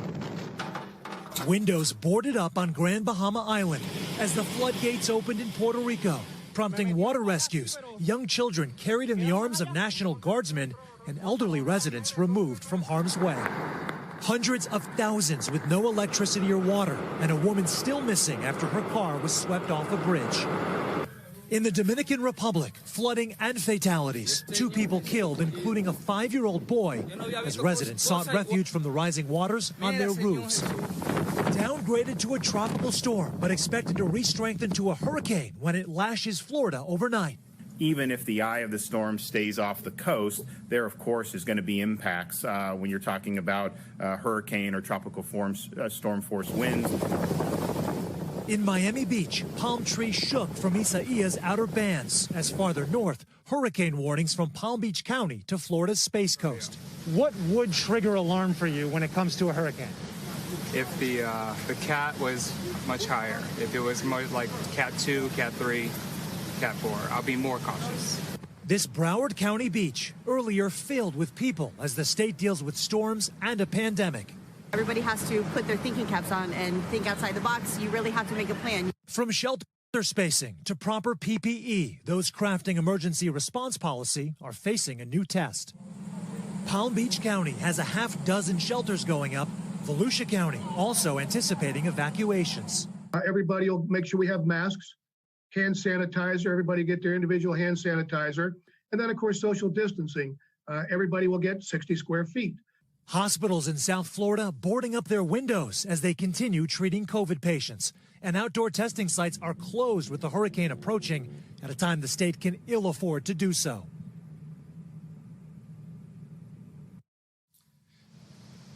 Sam, even if this storm doesn't make landfall, what kind of dangers are Floridians facing? Yeah, that's a great question, Jose. Even if the hurricane does not make landfall, it is still capable of dishing out hurricane-force gusts. And in this case, the storm is projected to be about 15 to 20 miles off the coast, easily close enough, Jose, to knock down power lines and wreak havoc. Jose? Sam Brock in Deerfield Beach, Florida, thank you. This now tropical storm is expected to gain strength once again, possibly becoming a hurricane again tonight. NBC meteorologist Janessa Webb is tracking its path. Janessa. Jose, even though Isaias has lost its force a little bit, it's going to go into a warm body of water. The latest track, it turns back into a Cat 1 hurricane around West Palm Beach, all the way into Fort Pierce. Even for Daytona Beach, we're still going to see the impacts of high surf, also the gusty conditions. It races across the Carolinas, where we could see a landfall for Tuesday, and it will continue its journey from New York to Boston, causing gusty winds, also high surf, and a lot of rain. Jose? Janessa Webb, thank you very much. Turning now to the COVID crisis. July was the deadliest month yet in our country, and now a new nightmare for families after a huge outbreak at a kids' summer camp. With more on that, here's Blaine Alexander.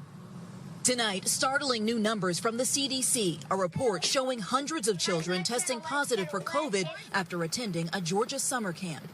Of the nearly 600 people present, 344 were tested for COVID, with 260 testing positive, the vast majority children. Things are going to be a little bit different.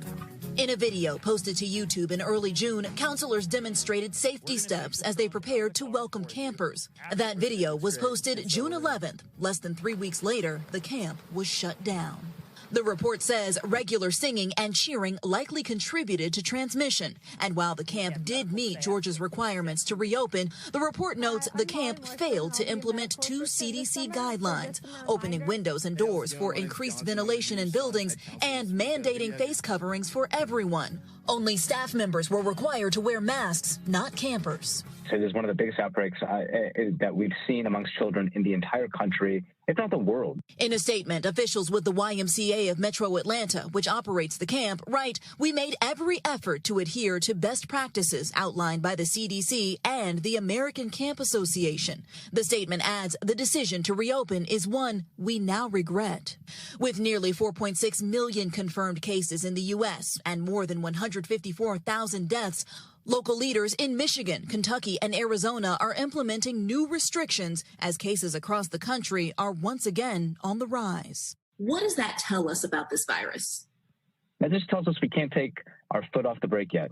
On the first day of school in Greenfield, Indiana, officials at the local junior high learned that a student's COVID test had come back positive.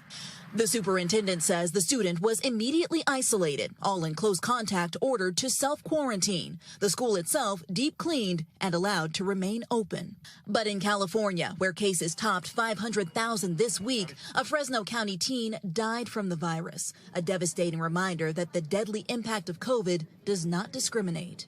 It's a huge trauma for everyone that's involved, including the hospital workers who still coping on this case. And Blaine joins us from Atlanta. The governor has extended the state's public health emergency. That's right, until mid-September, Jose, and hospitals are now warning that they could soon run out of beds. That's why here at the Georgia World Congress Center, starting Monday, the center will become a makeshift hospital with 60 beds ready to receive patients. Jose? Blaine Alexander in Atlanta, thank you. Another congressman has tested positive for COVID-19.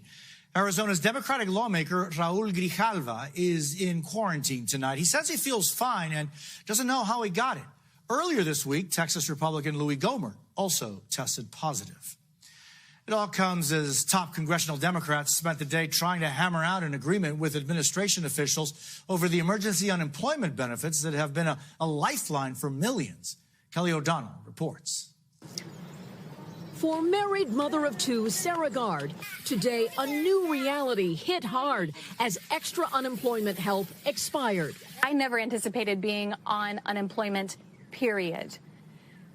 That was never something that I thought would happen to me in my life. Today, more than 25 million jobless Americans begin an anxious wait for a new round of COVID relief. My mental and emotional health is struggling. The $600 weekly payment from the federal government added to state unemployment insurance just ran out. That money has been a lifeline for families like the Guards after Sarah was furloughed from a human resources job she loves and misses. What's at stake for my family is being able to stay who we are, being able to maintain the life that we have. Today, the job of making a deal brought both parties' top negotiators to Capitol Hill. People need resources in order to meet the needs of their families. So it's very important for, as we come to, this is not a usual discussion because the urgency is so great. The president, who played golf as talks continued, was kept in the loop by his chief of staff. I'm about to call him as soon as we finish here.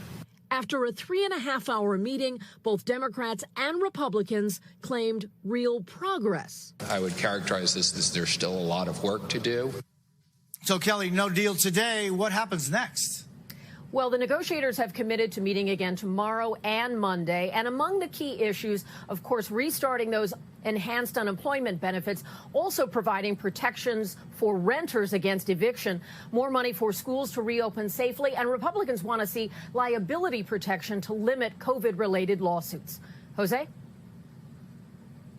Kelly O'Donnell at the White House. Thank you. Coming up next, President Trump is threatening to pull the plug on TikTok. It's one of the world's most popular social media sites. Also, the nail-biting caught-on-camera rescue from a burning barn. Come on, boy. We're back with the outrage after President Trump threatened to ban the enormously popular social media site TikTok over security concerns. But some say his plan could backfire come Election Day.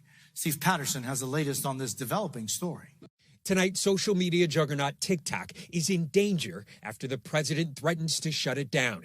President Trump telling reporters on Air Force One, as far as TikTok is concerned, we're banning it from the United States, citing national security concerns with the Chinese-owned company. A source directly familiar with the talks confirms to NBC News that a deal to sell TikTok's U.S. operations to a domestic business, most likely Microsoft, is on President Trump's desk. TikTok has awkwardly danced its way into becoming a cultural trendsetter with more than 800 million worldwide users, 100 million in the U.S. alone. TikTok's gone. TikTok's never coming back. I'm gonna miss it. I'm gonna miss you guys. Overnight, TikTokers reacting, including big stars who earn a living from monetizing the platform. TikTok responding. We're not planning on going anywhere. TikTok is a home for creators and artists to express themselves, their ideas, and connect with people across different backgrounds. Congress first raised concerns about security on the platform last fall. The devil's not going to come in a scary costume. It's going to come in a very friendly, danceable costume. And so, I think we should be concerned. The president has the authority to implement a ban when it comes to questions of national security, but there are questions on how it would work. He certainly can disrupt it, but there are better solutions to fixing this problem. And he can do it for now, but we'll see how long that will last. But the threat of a ban is already having a real impact online, especially for the millions of young TikTokers heading to the polls for the first time. It has really fired up young people. Even just overnight, I've heard so many young people tell me, I'm going to vote in this election. Young voices now determined to take action in November. Steve Patterson, NBC News. Still ahead, Winged Victory, the trailblazing fighter pilot paving the way for other women in the military. Plus, behind the scenes with the team training dogs to fight COVID. Evacuations are underway in Southern California as wildfires scorch hillsides near homes in Riverside County. It's a challenge for hundreds of firefighters in the area already dealing with a heat wave there. And from Pennsylvania, a dramatic rescue caught on camera as flames ripped through a barn north of Philadelphia. Police rushed in to rescue a horse trapped inside. Help us pull! Help us pull! Help us! Help us pull! Come on! The officers finally got the frightened animal out safely. And now to our series, Inequality in America, a truly historic moment in the military. The first African-American female fighter pilot just got her wings. But as Rahema Ellis reports, there is still so much more to be done. After years of preparation, Lieutenant Madeline Swagel is living her dream, soaring through barriers.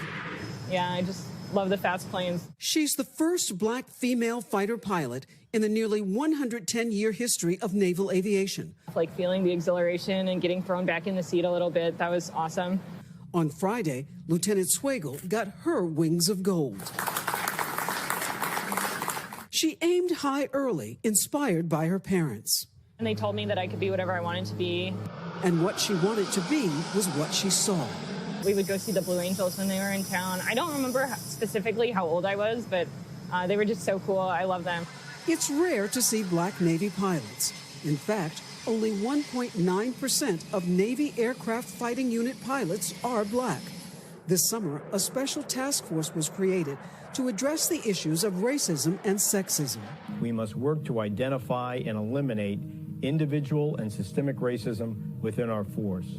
I'm sorry to see that it has taken so long to have more black women. 40 years ago, Brenda Robinson was the first black woman Navy pilot. What do you say to the naysayers who say, well, they made it easier for you, and now they've really made it easier for Lieutenant Swagel? I was already flying airplanes before I got into the Navy. And the only reason why I was able to get there, and my credentials far outweighed any of the other guys that I was with. I wish that we were saying, oh yeah, well, just there's another black woman who's flying airplanes and she's a fighter pilot. One retired Top Gun instructor says Lieutenant Swagel, a Naval Academy graduate, deserves her wings. They're not handed out. You have to earn them. Certainly have to have the smarts to be able to be a tactical aviator. Awesome, too, for a woman who had never even been in an airplane before she joined the Navy. I think that representation is important because we are a very diverse nation. So I would like everyone to believe that they can achieve whatever they want to do. Now, top of her field, flying high into history. Rahema Ellis, NBC News, New York. When we come back, the remarkable dogs who could be key to fighting COVID.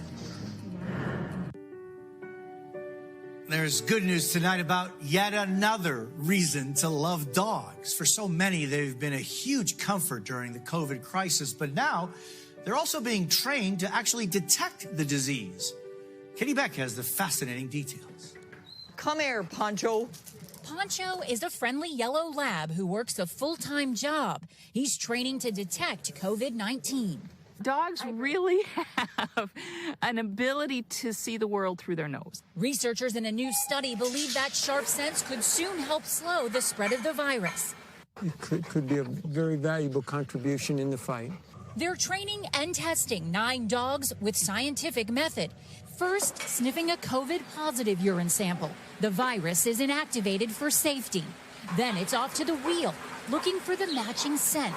But it's not made easy. Inside the shakers on the wheel, a COVID-positive sample, a COVID-negative sample, and other generic scents meant to distract. The wheel is spun around to randomize, but the dogs find it again and again with a stunning accuracy rate over 95%. Obedience experts say you can't make a dog scent, it has to want to, which is why positive reinforcement is so vital to this training. Pancho, sit. Good boy. My thought would be screening of people, say in the airport, or people going into a stadium, or even people coming back to school. If the dog can be there and actually give us the go, no-go. Cynthia Otto oversees the study at the University of Pennsylvania. She says the dogs work with 300 million smell receptors compared to humans that only have 6 million. So Cindy, explain the T-shirt concept. Later in the study, sweat samples will be used. People with positive and negative COVID tests asked to wear a provided T-shirt overnight and send it back. This is what's going to translate most directly to that person being screened in a public environment. Dogs have long been trusted detectors. What tops training a dog to do something that's going to aid someone else? And now, in the battle to end a pandemic, there could be some new dogs in the fight. Katie Beck, NBC News, Greencastle, Pennsylvania. And that's NBC Nightly News for this Saturday. Kate Snow is here tomorrow with a report on colleges rolling back in-person classes amid COVID and the questions of why tuition costs are still so high. I'm Jose Diaz-Balart reporting. Thank you for the privilege of your time, and good night. Hey, NBC News viewers, thanks for checking out our YouTube channel. Subscribe by clicking on that button down here and click on any of the videos over here to watch the latest interviews, show highlights, and digital exclusives. Thanks for watching.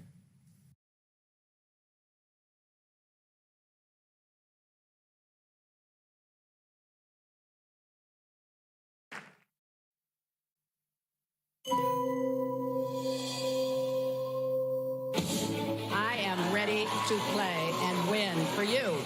Let's have the courage to take on the billionaire class.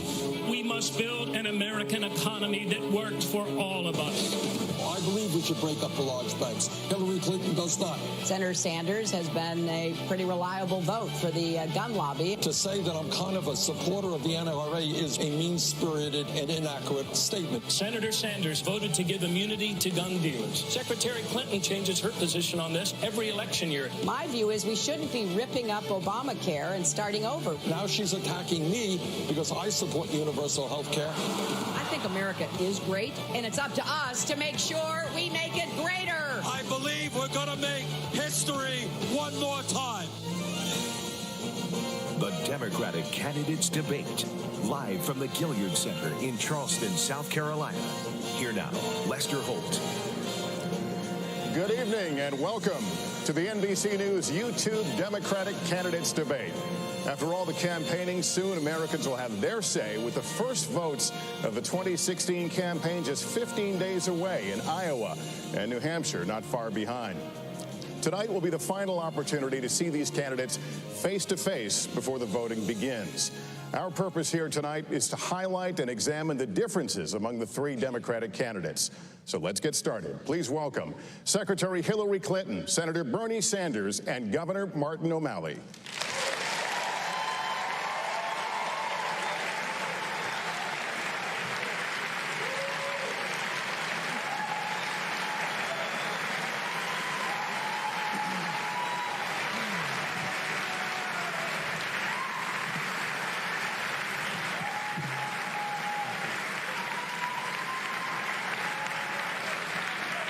Well, welcome to all of you. Hope you're excited. We're excited. We want to thank our host, the Congressional Black Caucus Institute. I'm joined by my colleague, Andrea Mitchell, tonight. The rules are simple. 60 seconds for answers, 30 seconds for follow-ups or rebuttals. I know you'll all keep exactly to time, so our job should be pretty easy here tonight. We'll also have questions from the YouTube community throughout the debate. This is a critical point in the race. You've been defining your differences with each other, especially vigorously in the last week on the campaign trail. We're here to facilitate this conversation on behalf of the voters so that they know exactly where you stand as you face off tonight. Let's have a great debate. We'll begin with 45-second opening statements from each candidate, starting with Secretary Clinton. Well, good evening, and I want to thank the Congressional Black Caucus Institute and the people of Charleston for hosting us here on the eve of Martin Luther King Day tomorrow. You know, I remember well when my youth minister took me to hear Dr. King. I was a teenager, and his moral clarity, the message that he conveyed that evening really stayed with me and helped to set me on a path to service. I also remember that he spent the last day of his life in Memphis fighting for dignity and higher pay for working people, and that is our fight still. We have to get the economy working and incomes rising for everyone, including those who have been left out and left behind. We have to keep our communities and our country safe. We need a president who can do all aspects of the job. I understand that this is the hardest job in the world. I'm prepared and ready to take it on, and I hope to earn your support to be the nominee of the Democratic Party and the next president of the United States. Thank you.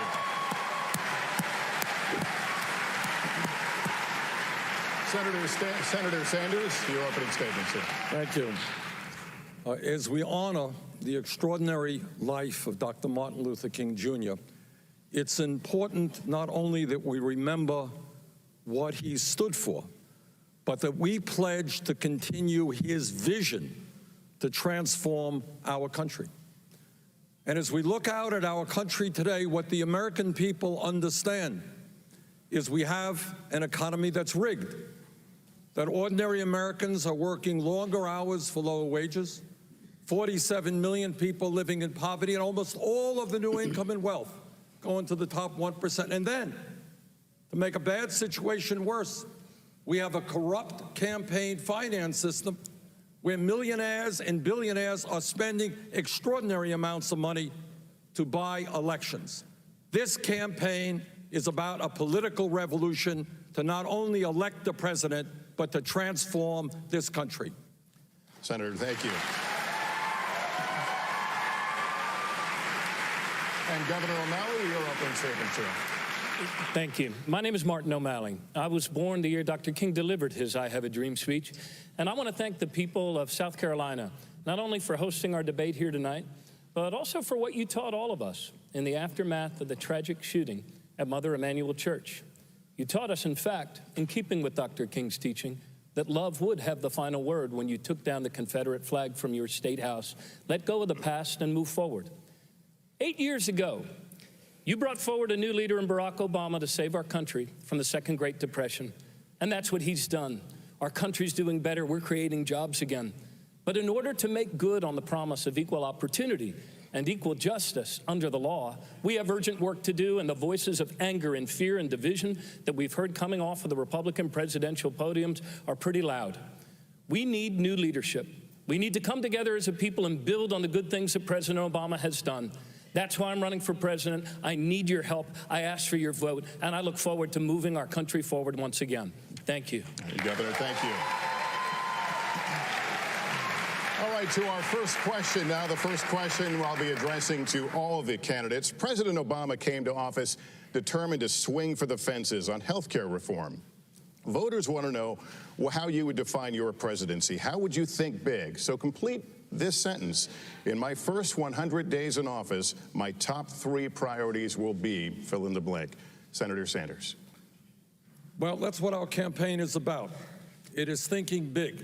It is understanding that in the wealthiest country in the history of the world, we should have health care for every man, woman, and child as a right, that we should raise the minimum wage to at least $15 an hour, that we have got to create millions of decent-paying jobs by rebuilding our crumbling infrastructure. So what my first days are about is bringing America together to end the decline of the middle class, to tell the wealthiest people in this country that, yes, they are going to start paying their fair share of taxes, and that we are going to have a government that works for all of us and not just big campaign contributors. Secretary Clinton, same question. My first 100 days in office, my top 3 priorities will be. I would work quickly to present to the Congress my plans for creating more good jobs in manufacturing, infrastructure, clean and renewable energy, raising the minimum wage, and guaranteeing finally equal pay for women's work. I would also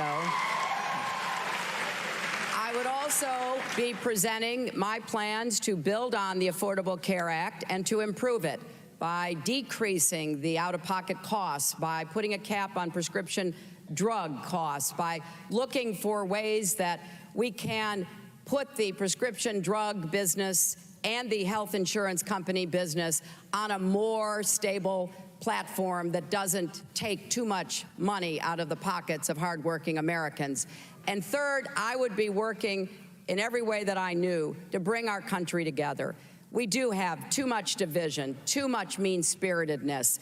There's a lot we have to do on immigration reform, on voting rights, on campaign finance reform, but we need to do it together. That's how we'll have the kind of country for the 21st century that we know will guarantee our children and grandchildren the kind of future they deserve. Governor O'Malley, same question. Thank you. First of all, I would lay out an agenda to make wages go up again for all Americans rather than down.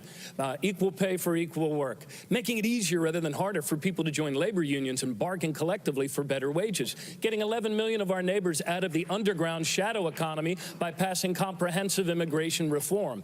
Raising the minimum wage to $15 an hour however we can, wherever we can. Secondly, I believe the greatest business opportunity to come to the United States of America in 100 years is climate change. And I put forward a plan to move us to a 100% clean electric energy grid by 2050 and create 5 million jobs along the way. Thank you. You've all Finally, I'm sorry, that was second, Lester. And third and finally, we need a new agenda for America's cities. We have not had a new agenda for America's cities since Jimmy Carter. We need a new agenda for America's cities that will invest in the talents and the skills of our people, that will invest in CDBG, transportation, infrastructure, and transit options, and make our cities the leading edge in this move to a redesigned, built, clean, green energy future that will employ our people. All right, Governor, thank you. You've all laid out large visions, and we're going to cover a lot of the ground you talked about as we continue in the evening. The last couple of weeks of this campaign have featured some of the sharpest exchanges in the race. Let's start with one of them, the issue of guns. Senator Sanders, last week, Secretary Clinton called you, quote, a pretty reliable vote for the gun lobby. Right before the debate, you changed your position on immunity from lawsuits for gun manufacturers. Can you tell us why? Well, I think Secretary Clinton knows that what she says is very disingenuous. I have a D- voting record from the NRA. I was in 1988. There were 3 candidates running for Congress in the state of Vermont. I stood up to the gun lobby and came out and maintained the position that in this country, we should not be selling military-style assault weapons. I have supported from day one an instant background check to make certain that people who should not have guns do not have guns. And that includes people with criminal backgrounds, people who are mentally unstable. I support what President Obama is doing in terms of trying to close the gun show loopholes, and I think it should be a federal crime if people act as strawmen. We have seen in this city a horrendous tragedy of a crazed person praying with people and then coming out and shooting 9 people. This should not be a political issue. What we should be doing is working together. And by the way, as a senator from a rural state that has virtually no gun control, I believe that I am in an excellent position to bring people together Senator, to fight for sensible gun safety didn't legislation. answer the question that you did change your position on immunity for gun manufacturers. So can you answer the question as to why? What I have said is that the gun manufacturers liability bill had some good provisions. Among other things, we prohibited ammunition that would have killed cops who had protection on. We had child safety protection for guns in that legislation. And what we also said is a small mom and pop gun shop who sells a gun legally to somebody should not be held liable if somebody does something terrible with that gun. So what I said is I would relook at it. We are going to relook at it, and I will support stronger provisions. Secretary Clinton, would you like to respond to Senator Sanders? Yes. Look, I have made it clear, based on Senator Sanders' own record, that he has voted with the NRA, with the gun lobby, numerous times. He voted against the Brady bill 5 times. He voted for what we call the Charleston loophole. He voted for immunity from gun makers and sellers, which the NRA said was the most important piece of gun legislation in 20 years. He voted to let guns go onto Amtrak, guns go into national parks. He voted against doing research to figure out how we can save lives. Let's not forget what this is about. 90 people a day die from gun violence in our country. That's 33,000 people a year. One of the most horrific examples, not a block from here, where we had 9 people murdered. Now, I am pleased to hear that Senator Sanders has reversed his position on immunity, and I look forward to him joining with those members of Congress who have already introduced legislation. There is no other industry in America that was given the total pass that the gun makers and dealers were, and that needs to be reversed. All right, Governor O'Malley, you signed tough gun control measures as governor of Maryland, and there are a lot of Democrats in the audience here in South Carolina who own guns. This conversation might be worrying many of them. They may be hearing, you want to take my guns. What would you say to them? Yeah, this is what I would say, Lester. Look, I've listened to Secretary Clinton and Senator Sanders go back and forth on which of them has the most inconsistent record on gun safety legislation, and I would have to agree with both of them. They've both been inconsistent when it comes to this issue. I'm the one candidate on this stage that actually brought people together to pass comprehensive gun safety legislation. This is very personal to me, being from Baltimore. I will never forget one occasion visiting a little boy in Johns Hopkins Hospital. He was getting a birthday haircut, the age of 3, when drug dealers turned that barbershop into a shooting gallery, and that boy's head was pierced with a bullet. And I remember visiting him. It did not kill him. I remember visiting him and his mother in Johns Hopkins Hospital, in his diapers with tubes running in and out of his head, same age as my little boy. So after the slaughter of the kids in Connecticut, Lester, we brought people together. We did pass in our state comprehensive gun safety legislation. It did have a ban on combat assault weapons, universal background checks. And you know what?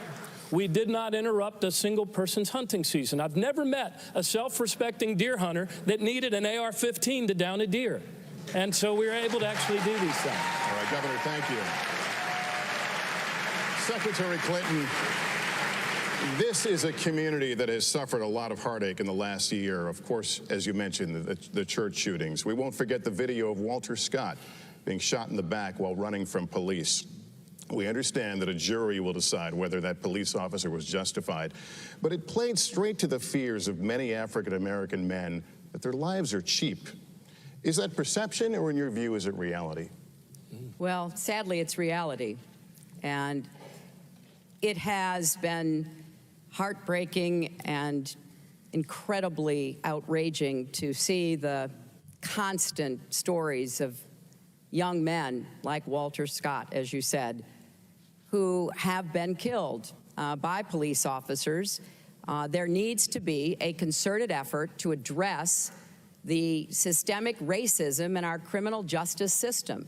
And that requires a very clear agenda for retraining police officers, looking at ways to end racial profiling, finding more ways to really bring the disparities that stalk our country into high relief. 1 out of 3 African-American men may well end up going to prison. That's the statistic. I want people here to think what we would be doing if it was 1 out of 3 white men. And very often the black men are arrested, convicted, and incarcerated for offenses that do not lead to the same results for white men. So we have a very serious problem that we can no longer ignore. Your time is up. Senator Sanders, my next question is actually my next question is for you. Let me respond to what the Secretary said. We have a criminal justice system which is broken. Who in America is satisfied that we have more people in jail than any other country on earth, including China, disproportionately African American and Latino? Who is satisfied that 51% of African American young people are either unemployed or underemployed? Who is satisfied that millions of people have police records for possessing marijuana when the CEOs of Wall Street companies who destroyed our economy have no police records? Senator Sanders. So we need to take a very hard look at our criminal justice system, investing in jobs and education, not in jails and incarceration. Just over a week ago, the chairman of the Congressional Black Caucus endorsed Secretary Clinton, not you. He said that choosing her over you was not a hard decision. In fact, our polling shows she's beating you more than 2 to 1 among minority voters. How could he be the nominee if you don't have that support? Well, let me talk about polling. As Secretary Clinton well knows, when this campaign began, she was 50 points ahead of me. We were all of 3 percentage points. Guess what? In Iowa, New Hampshire, the race is very, very close. Maybe we're ahead in New Hampshire. In terms of polling, guess what? We are running ahead of Secretary Clinton in terms of taking on my good friend Donald Trump, beating him by 19 points in New Hampshire, 13 points in the last national poll that I saw.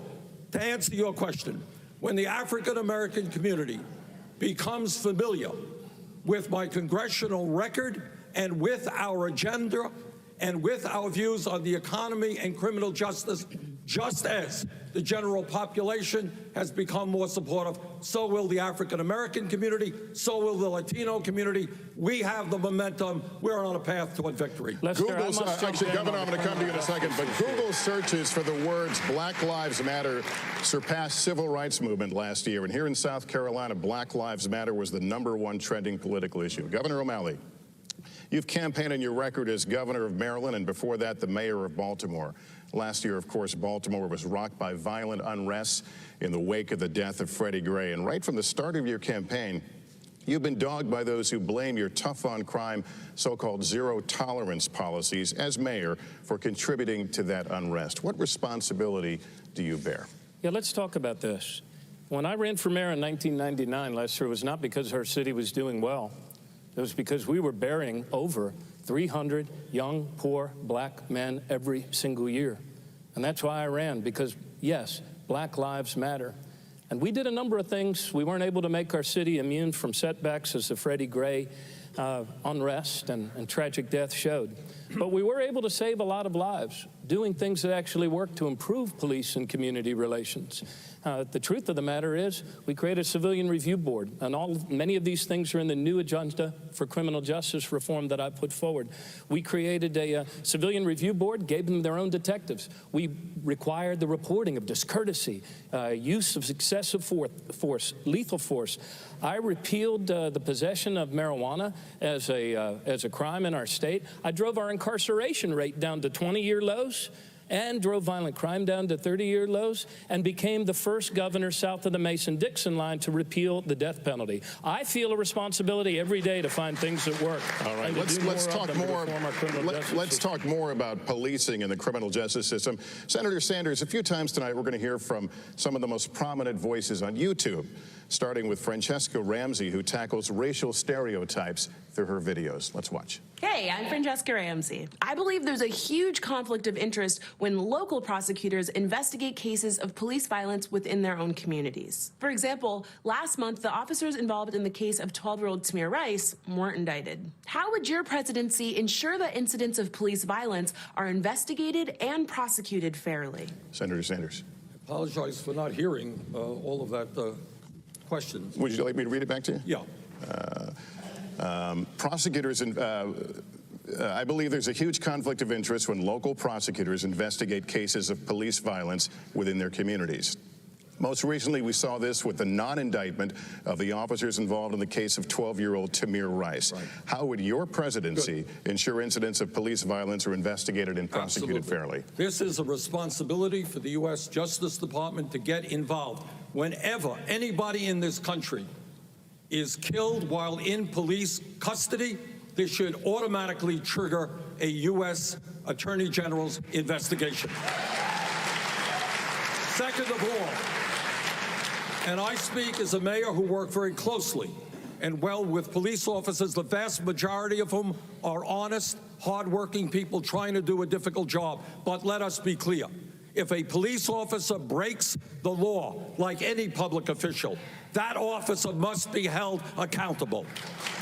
And thirdly, we have got to demilitarize our police departments so they don't look like occupying armies. We got to move toward community policing. And fourthly, we have got to make our police departments look like the communities they serve in their diversity. Secretary Clinton, this question is for you. Tonight, parts of America are in the grip of a deadly heroin epidemic, spanning race and class, hitting small towns and cities alike. It's become a major issue in this race. In a lot of places where you've been campaigning, despite an estimated $1 trillion spent, many say the war on drugs has failed. So what would you do? Well, Lester, you're right. Everywhere I go to campaign, I'm meeting families who are affected by the drug problem that mostly is opioids and heroin now, and lives are being lost and children are being orphaned. And I've met a lot of grandparents who are now taking care of grandchildren. So I have tried to come out with a comprehensive approach that, number one, does tell the states that we will work with you from the federal government, putting more money, about $1 billion a year, to help states have a different approach to dealing with this epidemic. The policing needs to change. Police officers must be equipped with the antidote to a heroin overdose or an opioid overdose known as Narcan. They should be able to administer it, so should firefighters and others. We have to move away from treating the use of drugs as a crime and instead move it to where it belongs, as a health issue. And we need to divert more people from the criminal justice system into drug courts, into treatment and recovery. And that's time. So this is the kind of approach that we should take in dealing with what is now a growing epidemic. Senator Sanders, would you like to respond? Sure. I agree with everything the Secretary said, but let me just add this. There is a responsibility on the part of the pharmaceutical industry and the drug companies who are producing all of these drugs and not looking at the consequence of it. And second of all, when we talk about addiction being a disease, the Secretary is right. What that means is we need a revolution in this country in terms of mental health treatment. People should be able to get the treatment that they need when they need it, not 2 months from now, which is why I believe in universal health care with mental health. Time. We're going to get into all that coming up, but we're going to take a break. We need to take a break, and when we come back, the anger brewing in America.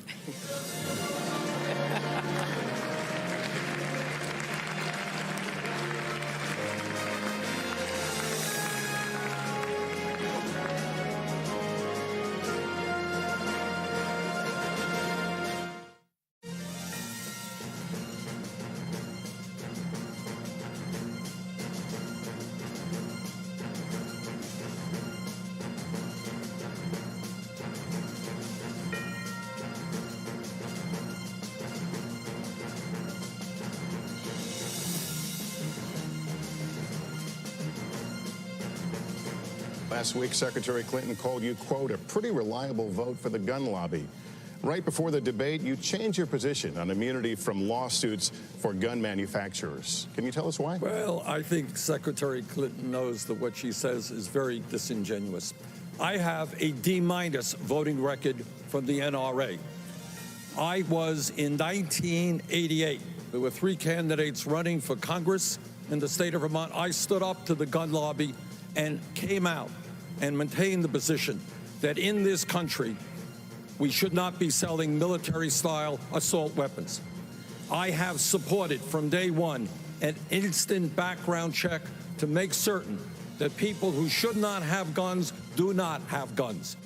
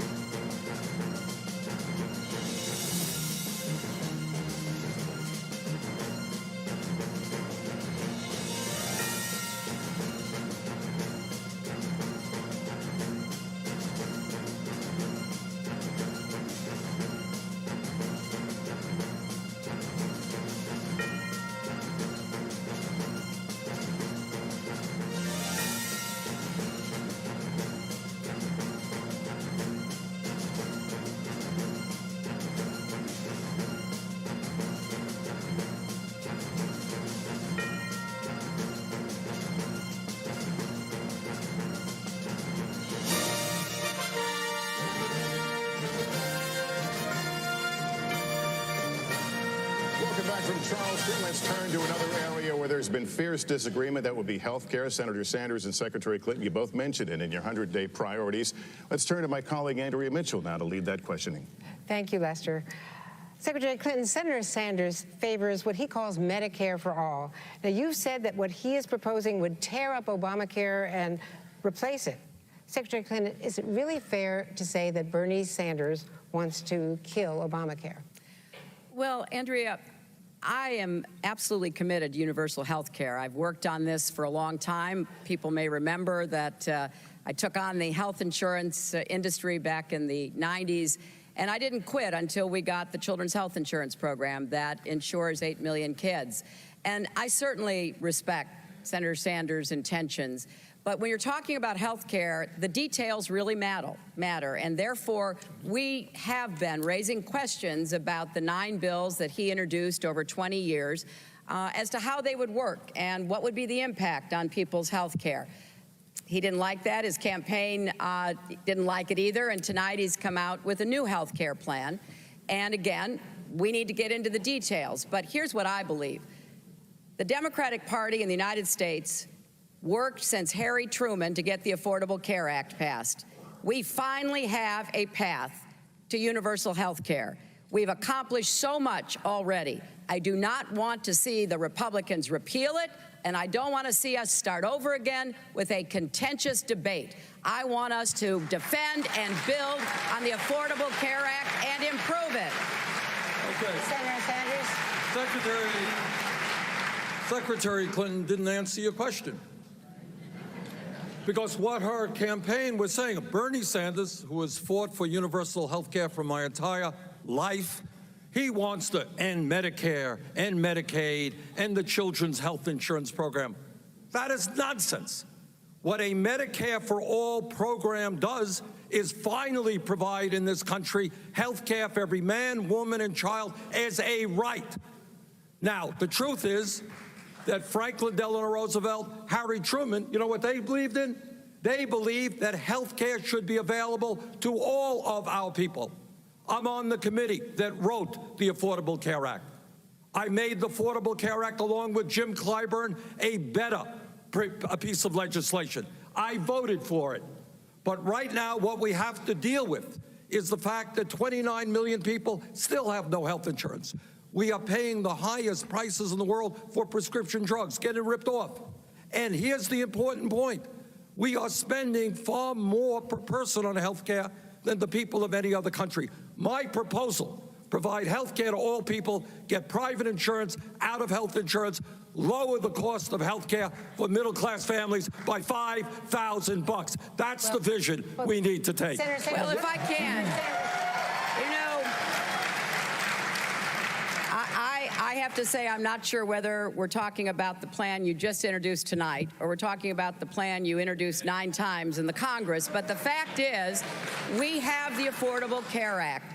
That is one of the greatest accomplishments of President Obama, of the Democratic Party, and of our country. And we have already seen 19 million Americans get insurance. We have seen the end of pre-existing conditions keeping people from getting insurance. We have seen women no longer paying more for our insurance than men. And we have seen young people up to the age of 26 being able to stay on their parents' policy. Now, there are things we can do to improve it, but to tear it up and start over again, pushing our country back into that kind of a contentious debate, I think is the wrong direction. I have to talk about something that's actually working in our state.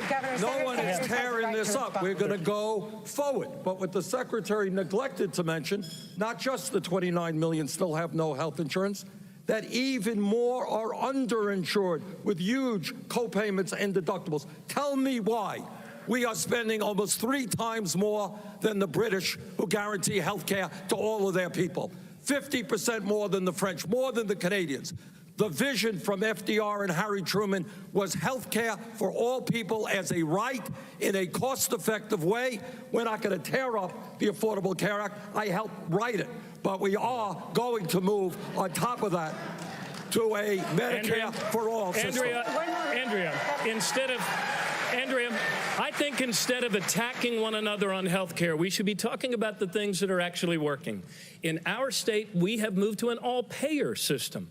With the Affordable Care Act, we now have moved all of our acute care hospitals, that driver of cost at the center, away from fee-for-service and actually to pay. We pay them based on how well they keep patients out of the hospital, how well they keep their patients. That's the future. We need to build on the Affordable Care Act, do the things that work, and reduce costs and increase access. And that's exactly what we are able to do based on the foundation of the Affordable Care Act, what Governor O'Malley just said.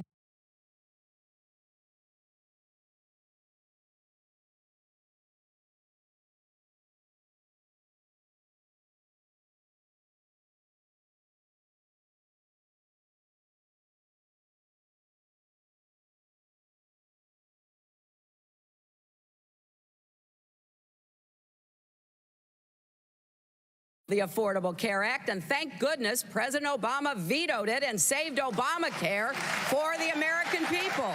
Senator Sanders, let me ask you this, though. Yeah. You've talked about Medicare for all, and tonight you've released a very detailed plan.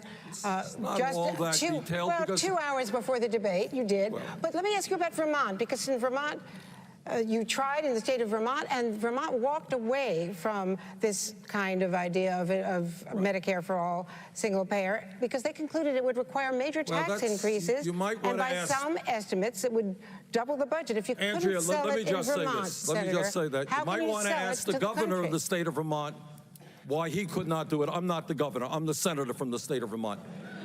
But second of all, here is what the real point is. In terms of all of the issues you've raised, the good questions you've raised, you know what it all comes down to? Do you know why we can't do what every other country, major country on earth is doing? It's because we have a campaign finance system that is corrupt. We have super PACs. We have the pharmaceutical industry pouring hundreds of millions of dollars into campaign contributions and lobbying, and the private insurance companies as well. What this is really about is not the rational way to go forward. It's Medicare for all. It is whether we have the guts to stand up to the private insurance companies and all of their money and the pharmaceutical industry. That's what this debate should be about. Well, as someone who has a little bit of experience standing up to the health insurance industry that spent, many millions of dollars attacking me, and probably will so again because of what I believe we can do, building on the Affordable Care Act, I think it's important to point out that there are a lot of reasons we have the health care system we have today. I know how much money influences the political decision-making. That's why I'm for huge campaign finance reform. However, we started a system that had private health insurance. And even during the Affordable Care Act debate, there was an opportunity to vote for what was called the public option. In other words, people could buy into Medicare. And even when the Democrats were in charge of the Congress, we couldn't get the votes for that. So what I'm saying is really simple. This has been the fight of the Democratic Party for decades. We have the Affordable Care Act. Let's make it work. Let's take the models that states are doing. We now have driven costs down to the lowest they've been in 50 years. Now we've got to get individual costs down. That's what I'm planning to do. And that's time. We're going to take a turn now. Secretary Clinton, in his final State of the Union address, President Obama said his biggest regret was his inability to bring the country together. If President Obama couldn't do it, how will you? Great question. Well, I think it's an important point the president made in his State of the Union. And here's what I would say. I will go anywhere to meet with anyone at any time to find common ground. That's what I did as a First Lady when I worked with both Democrats and Republicans to get the Children's Health Insurance Program. When I worked with Tom DeLay, one of the most partisan of Republicans, to reform the adoption and foster care system. What I did working in the Senate, where I crossed the aisle often, working even with the senator from South Carolina, Lindsey Graham, to get TRICARE for National Guardsmen and women.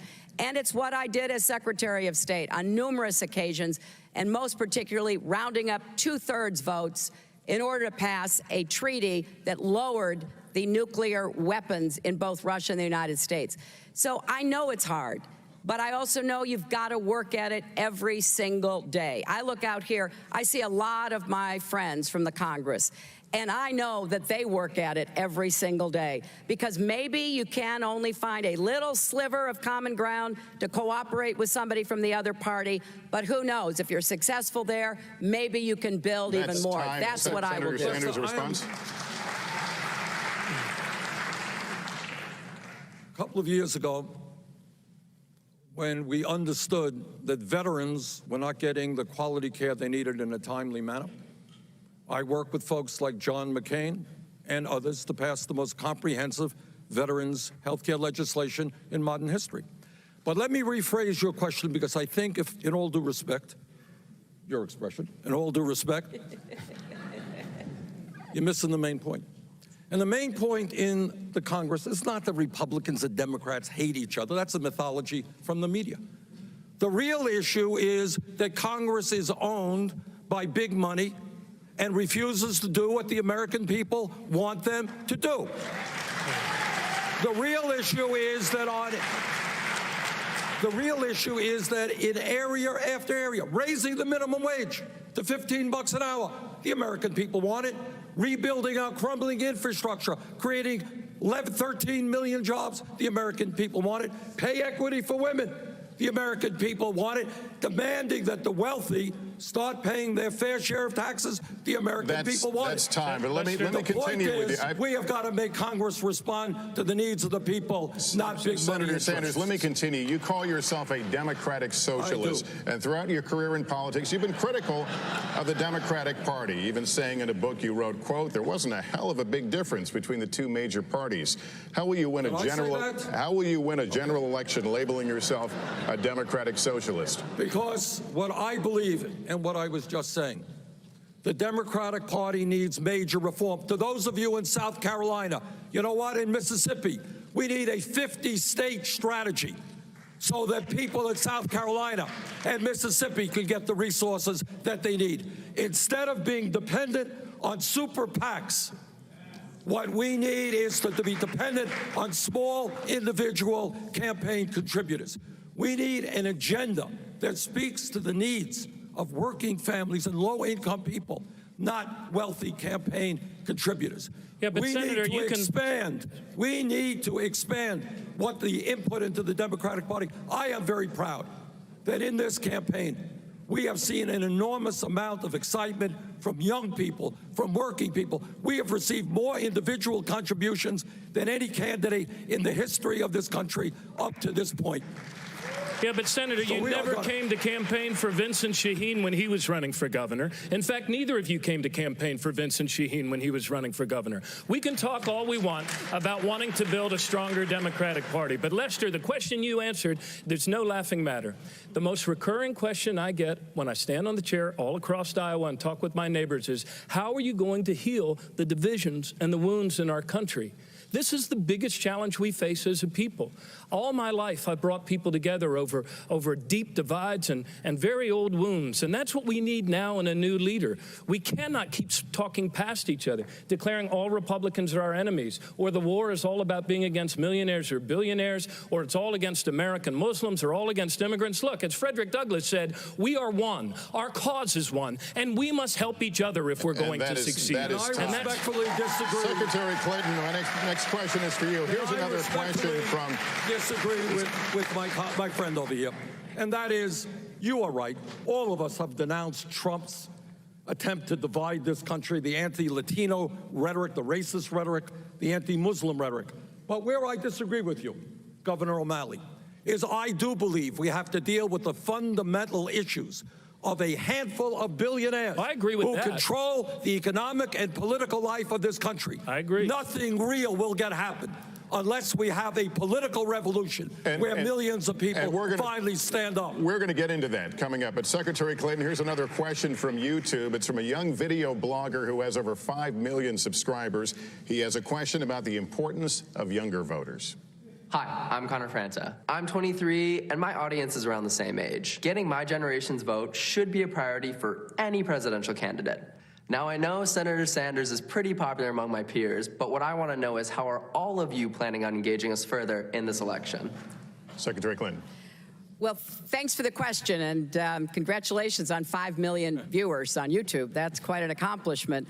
Look, this election is mostly about the future, and therefore it is of greatest urgency for young people.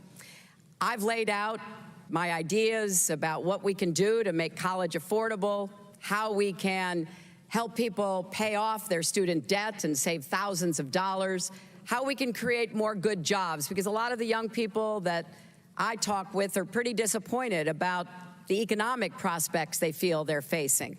So making community college free, making it possible to attend a public college or university with debt-free tuition, looking for ways to protect our rights, especially from the concerted Republican assault on voting rights, on women's rights, on gay rights, on civil rights, on workers' rights. And I know how much young people value their independence, their autonomy, and their rights. So I think this is an election where we have to pull young people and older people together to have a strategy about how we're going to encourage even more Americans to vote, because it is absolutely clear to me that turning over our White House to the Republicans would be bad for everybody, especially young people. A quick follow-up, a 30-second follow-up. But why is Senator Sanders beating you 2-1 among younger voters?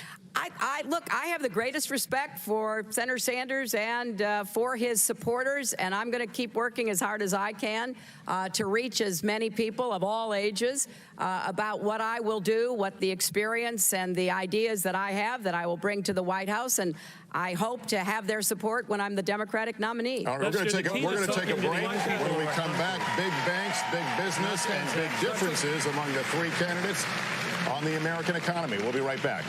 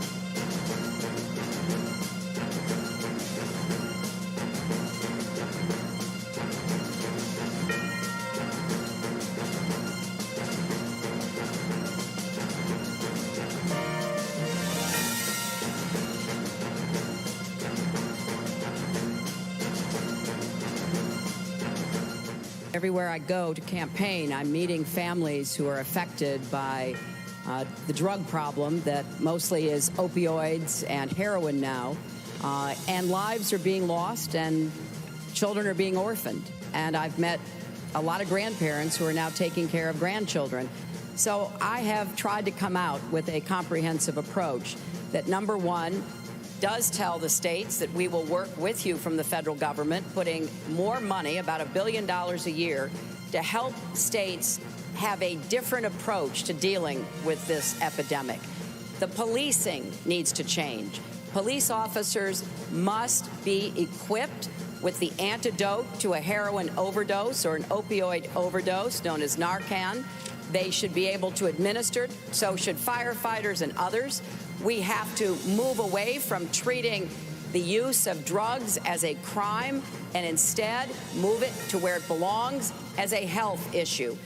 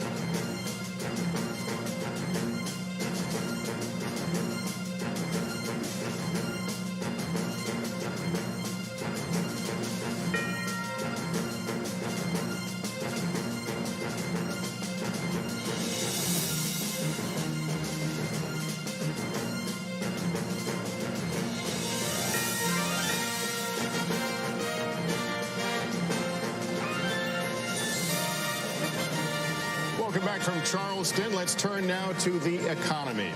Senator Sanders, you released a tough new ad last week in which, without mentioning Secretary Clinton by name, you talk about two Democratic visions for regulating Wall Street. Quote, one says it's okay to take millions from big banks and tell them what to do. My plan, break up the big banks, close the tax loopholes, and make them pay their fair share. What do you see as the difference between what you would do about the banks and what Secretary Clinton would do? The first difference is I don't take money from big banks. I don't get personal speaking fees from Goldman Sachs. What I would do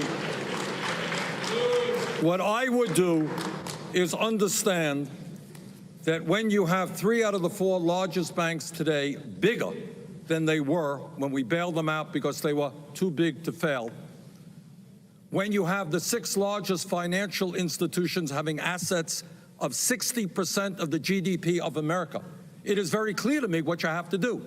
You got to bring back a 21st century Glass-Steagall legislation, and you got to break up these huge financial institutions.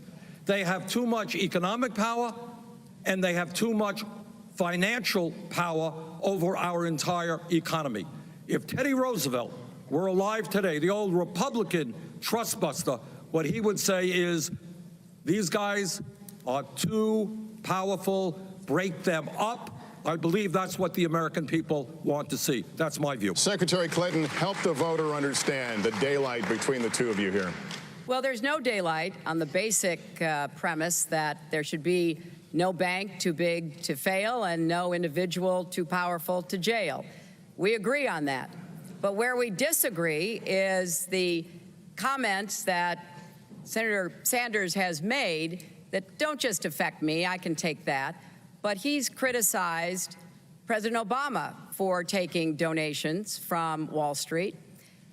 And President Obama has led our country out of the Great Recession. Senator Sanders called him weak, disappointing. He even in 2011 publicly sought someone to run in a primary against President Obama. Now, I personally believe that President Obama's work to push through the Dodd-Frank bill and then to sign it was one of the most important regulatory schemes we've had since the 1930s. So I'm going to defend Dodd-Frank, and I'm going to defend President Obama for taking on Wall Street, taking on the financial industry, and getting results. Senator Sanders, your response. Set the record right. In 2006, when I ran for the Senate, Senator Barack Obama was kind enough to campaign for me. 2008, I did my best to see that he was elected, and in 2012, I worked as hard as I could to see that he was reelected. He and I are friends. We've worked together on many issues. We have some differences of opinion. But here is the issue. Secretary touched on it. Can you really reform Wall Street when they are spending millions and millions of dollars on campaign contributions, and when they are providing speaker fees to individuals? So it's easy to say, well, I'm going to do this and do that. But I have doubts when people receive huge amounts of money from Wall Street. I am very proud. I do not have a super PAC. I do not want Wall Street's money. I'll rely on the middle class and working families for my campaign contributions. I have a question for you. You know, I think since Senator Sanders followed up on this, your profusion of comments about your feelings toward President Obama are a little strange, given what you said about him in 2011. But look, I have a plan that most commentators have said is tougher, more effective, and more comprehensive. That's not true. It builds on the Dodd-Frank. Yes, it is. It builds on the Dodd-Frank regulatory scheme, but it goes much further. Because both the governor and the senator have focused only on the big banks. Lehman Brothers, AIG, the shadow banking sector were as big a problem in what caused the Great Recession.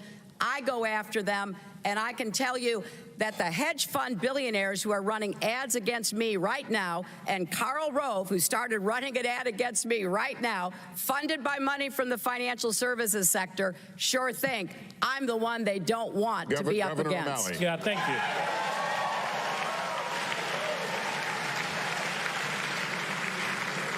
Yeah, Lester, what Secretary Clinton just said is actually not true. What I have put forward a plan that would actually put cops back on the beat of Wall Street. I have put forward a plan that was heralded as very comprehensive and realistic. Look, if a bank robber robs a bank and all you do is slap him on the wrist, he's just going to keep robbing banks again. The same thing is true with people in suits. Secretary Clinton, I have a tremendous amount of respect for you. But for you to say there's no daylight on this between the three of us is also not true. I support reinstituting a modern version of Glass-Steagall that would include going after the shadow banks, requiring capital requirements that would force them to no longer put us on the hook for these sorts of things. In prior debates, I've heard you even bring up, now you bring up President Obama here in South Carolina in defense of the fact of your cozy relationship with Wall Street. In an earlier debate, I heard you bring up even the 9/11 victims to defend it. The truth of the matter is, Secretary Clinton, you do not go as far as reining in Wall Street as I would. And the fact of the matter is the people of America deserve to have a president that's on their side, protecting the Main Street economy from excesses on Wall Street, and we're just as vulnerable today. 30-second response. Yes, well, first of all, Paul Krugman, Barney Frank, others have all endorsed my plan. Secondly, we have Dodd-Frank. It gives us the authority already to break up big banks that pose a risk to the financial sector. I want to go further and add to that. And, you know, Governor, you have raised money on Wall Street. You raised a lot of money on Wall Street when you were the head of the Democratic Governors Association. Yeah, but I haven't gotten a penny this year, so somebody please go on to MartinO'Malley.com. Go on to MartinO'Malley.com. Send me your checks. They're not giving me zero. The point is that if we're going to be serious about this and not just try to score political points, we should know what's in Dodd-Frank. And what's in Dodd-Frank already gives the president the authority with his regulators to make those decisions. How corrupt this system is. Goldman Sachs recently fined $5 billion. Goldman Sachs has given this country 2 secretaries of Treasury, one on the Republicans, one on the Democrats. Say it. The leader of Goldman Sachs is a billionaire who comes to Congress and tells us we should cut Social Security, Medicare, and Medicaid.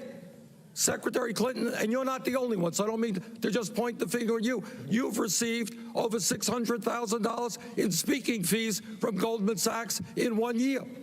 I find it very strange that a major financial institution that pays $5 billion in fines for breaking the law, not one of their executives is prosecuted, while kids who smoke marijuana get a jail sentence. That's time, Andrea. Well, the last point on this is, Senator Sanders, you're the only one on this stage that voted to deregulate the financial market in 2000, to take the cops off the street, to use Governor O'Malley's phrase, to make the SEC and the Commodities Futures Trading Commission no longer able to regulate swaps and derivatives, which were one of the main cause of the collapse in 2008. So there's plenty of problems that we all have to face together.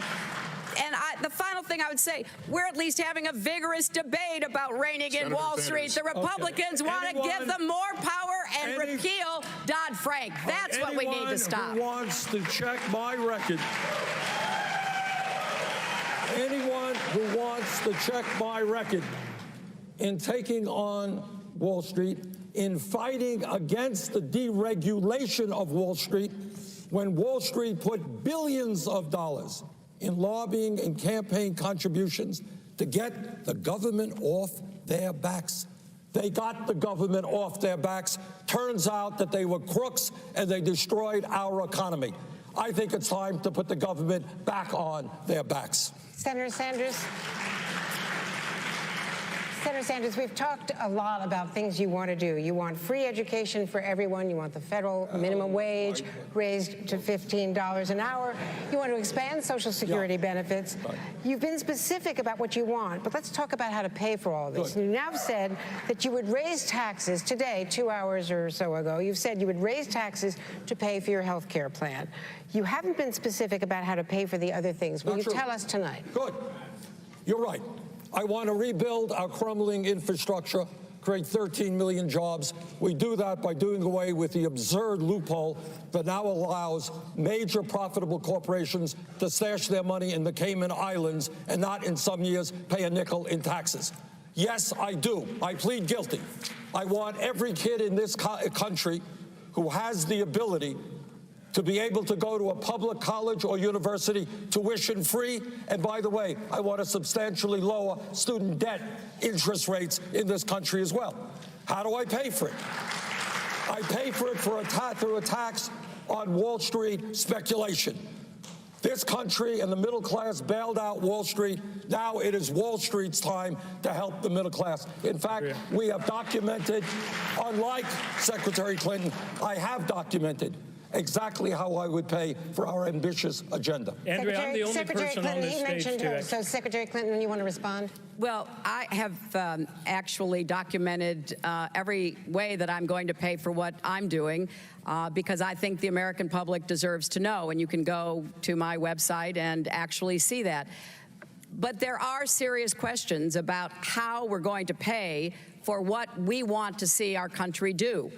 And I'm the only candidate standing here tonight who has said, I will not raise taxes on the middle class. I want to raise incomes, not taxes. And I'm going to do everything I can to make sure that the wealthy pay for debt-free tuition, for child care, for paid family leave. To help us bring down student debt, we're going to refinance that student debt, saving kids thousands of dollars. Yeah, and that will also come out of some of the pockets of people in the financial services industry. But I will tell you exactly how I pay for everything I propose. Here is the major point. Let me ask you a question about taxes, because the most Googled political issue in the last month was taxes. Now, in your health care plan, the plan you released tonight, you would not only raise taxes on the wealthy. The details you released indicate you would raise taxes on the middle class also. Is that correct? What is correct, and I'm disappointed that Secretary Clinton's campaign has made this criticism. It's a Republican criticism. Secretary Clinton does know a lot about health care. And she understands, I believe, that a Medicare for All single-payer program will substantially lower the cost of health care for middle-class families. So what we have got to acknowledge, and I hope the Secretary does, is we are doing away with private health insurance premiums. So instead of paying $10,000 to Blue Cross or Blue Shield, yes, some middle-class families would be paying slightly more in taxes, but the result would be that that middle-class family would be saving some $5,000 in health care costs. A little bit more in taxes, do away with private health insurance premiums. It's a pretty good deal. Senator, let me just follow up on that, because on Meet the Press on December 20th, you said that you would only raise taxes on the middle class to pay for family leave. And having said that, now you say you're going to raise middle-class taxes to pay for health care as well. Is that breaking your word? No, it is not breaking my word. When you are, it's one thing to say I'm raising taxes. It's another thing to say that we are doing away with private health insurance premiums. So if I save you $10,000 in private health insurance and you pay a little bit more in taxes, in total, there are huge savings in what your family is spending. Senator, I'm the only person on this stage that's actually balanced a budget every year for 15 years. I was mayor for 8 years. I did that as well. Okay, so that was 8 years. Yes. And Senator, but I actually did it during a budget downtime, during a recession.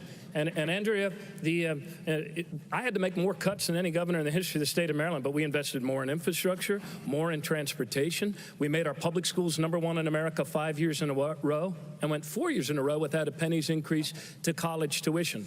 The things that we need to do in our country, like debt-free college in the next 5 years, like making national service a universal option in order to cut youth unemployment in half in the next 3 years. All of these things can be done if we eliminate one entitlement we can no longer afford as a nation. And that is the entitlement that the super wealthy among us, those making more than $1 million, feel that they are entitled to paying a much lower marginal tax rate than was usual for the better part of these 80 years. And if we tax earnings from investments on money, namely capital gains, at the same rate as we tax earnings from sweat and hard work and toil, we can make the investments we need to make our country better. We've got a lot of ground to cover here. Many Democratic voters are passionate about the need to do something to combat the threat of climate change, including the team of scientists from YouTube's Minute Earth channel. Here's their take. Hello from Minute Earth. Fossil fuels have long kept our cars moving and our light bulbs lit. But we now know that burning these fuels releases heat-trapping gases that are warming the planet, causing seas to rise and contributing to extreme weather events like South Carolina's devastating flooding last year. Fighting human-caused climate change means giving up our global addiction to fossil fuels and shifting the bulk of the world's energy supply to alternative sources. Some countries have acted decisively to make this transition, but here at home, we still get a whopping 82% of our energy from coal, oil, and natural gas. In the U.S., political gridlock, pressure from industry lobbyists, and insufficient R&D have made an already tough battle against climate change even tougher. Senator Sanders, Americans love their SUVs, which spiked in sales last year as gas prices plummeted. How do you convince Americans that the problem of climate change is so urgent that they need to change their behavior? I think we already are. Younger generation understands it instinctively. I was home in Burlington, Vermont on Christmas Eve. The temperature was 65 degrees. People in Vermont know what's going on. People who did ice fishing where their ice is no longer there on the lake understand what's going on. I'm on both the environmental and energy committees. The debate is over. Climate change is real. It is already causing major problems. And if we do not act boldly and decisively, a bad situation will become worse. It is amazing to me, and I think we'll have agreement on this up here, that we have a major party called the Republican Party that is so owned by the fossil fuel industry and their campaign contributions that they don't even have the courage, the decency to listen to the scientists. It is beyond my comprehension how we can elect a president of the United States, somebody like Trump, who believes that climate change is a hoax invented by the Chinese. Bottom line is, we need to be bold and decisive. We can create millions of jobs. We must, for the sake of our kids and grandchildren, transform our energy system away from fossil fuel to energy efficiency and sustainable energy. I've got the most comprehensive legislation in the Senate to do that, and as president, I will fight to make that happen. Governor O'Malley, 30 seconds, sir. Thank you. Lester, on this stage tonight, this Democratic stage, where we actually believe in science, I would like to challenge and invite my colleagues here on this stage to join me in putting forward a plan to move us to a 100% clean electric energy grid by 2050. It can be done with solar, with wind, with new technologies, with green buildings. This can happen, but President Obama made us more energy independent. But an all-of-the-above strategy didn't land us on the moon. We need American ingenuity, and we need to reach this goal by 2050 for the sake of our kids. That's time. We're going to take a break. When we return, the late-breaking developments regarding Iran. The threat of ISIS now more real than ever on U.S. soil. Americans in fear and hearing few good answers. We'll be right back.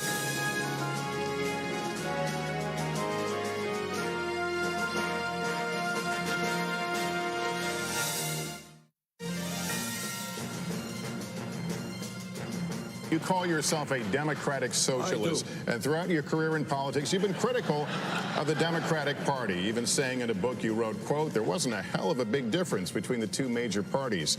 How will you win a general election labeling yourself a democratic socialist? Because what I believe and what I was just saying The Democratic Party needs major reform. To those of you in South Carolina, you know what? In Mississippi, we need a 50-state strategy so that people in South Carolina and Mississippi can get the resources that they need. Instead of being dependent on super PACs, what we need is to be dependent on small individual campaign contributors. We need an agenda that speaks to the needs of working families and low-income people.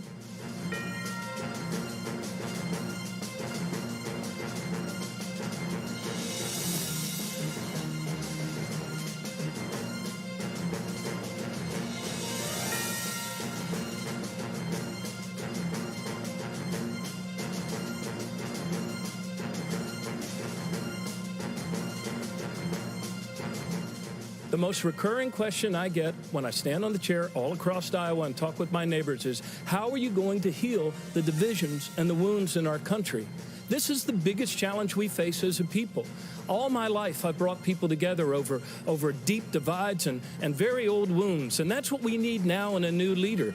We cannot keep talking past each other, declaring all Republicans are our enemies, or the war is all about being against millionaires or billionaires, or it's all against American Muslims or all against immigrants. Look, as Frederick Douglass said, we are one. Our cause is one, and we must help each other if we're going to succeed.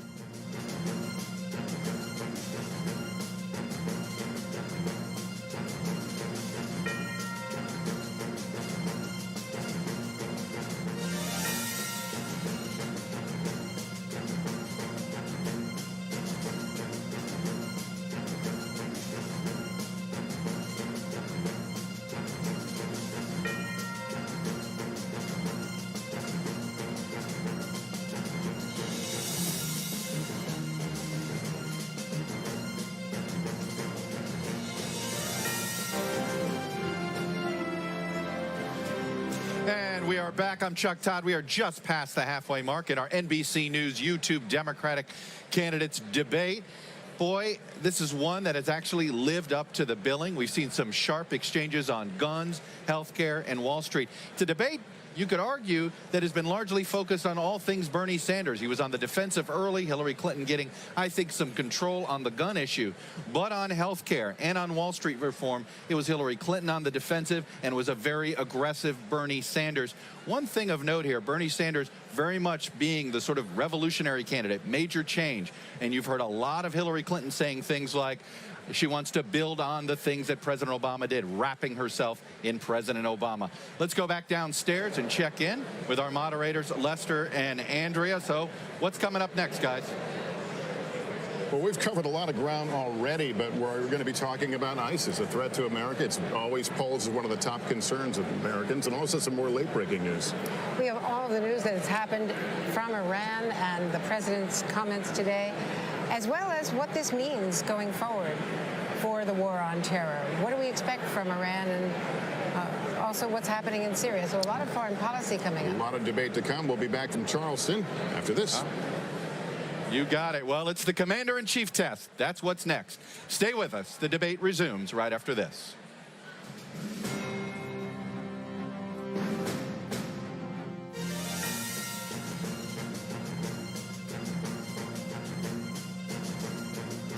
Where we disagree is the comments that Senator Sanders has made that don't just affect me, I can take that, but he's criticized President Obama for taking donations from Wall Street. And President Obama has led our country out of the Great Recession. Senator Sanders called him weak, disappointing.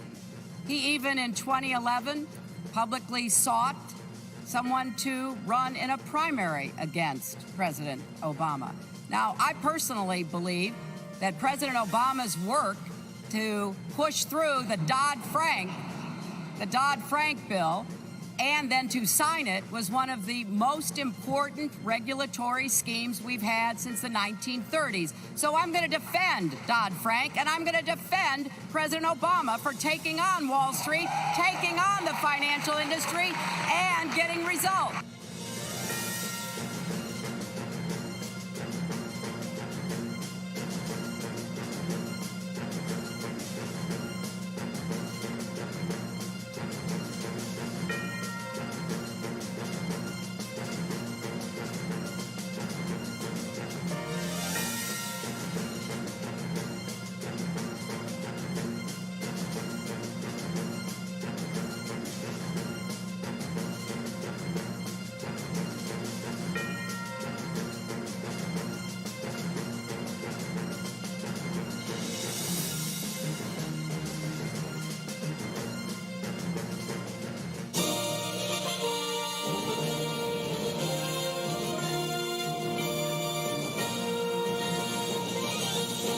Charleston, Andrea Mitchell has questions now for the candidates, starting with Iran.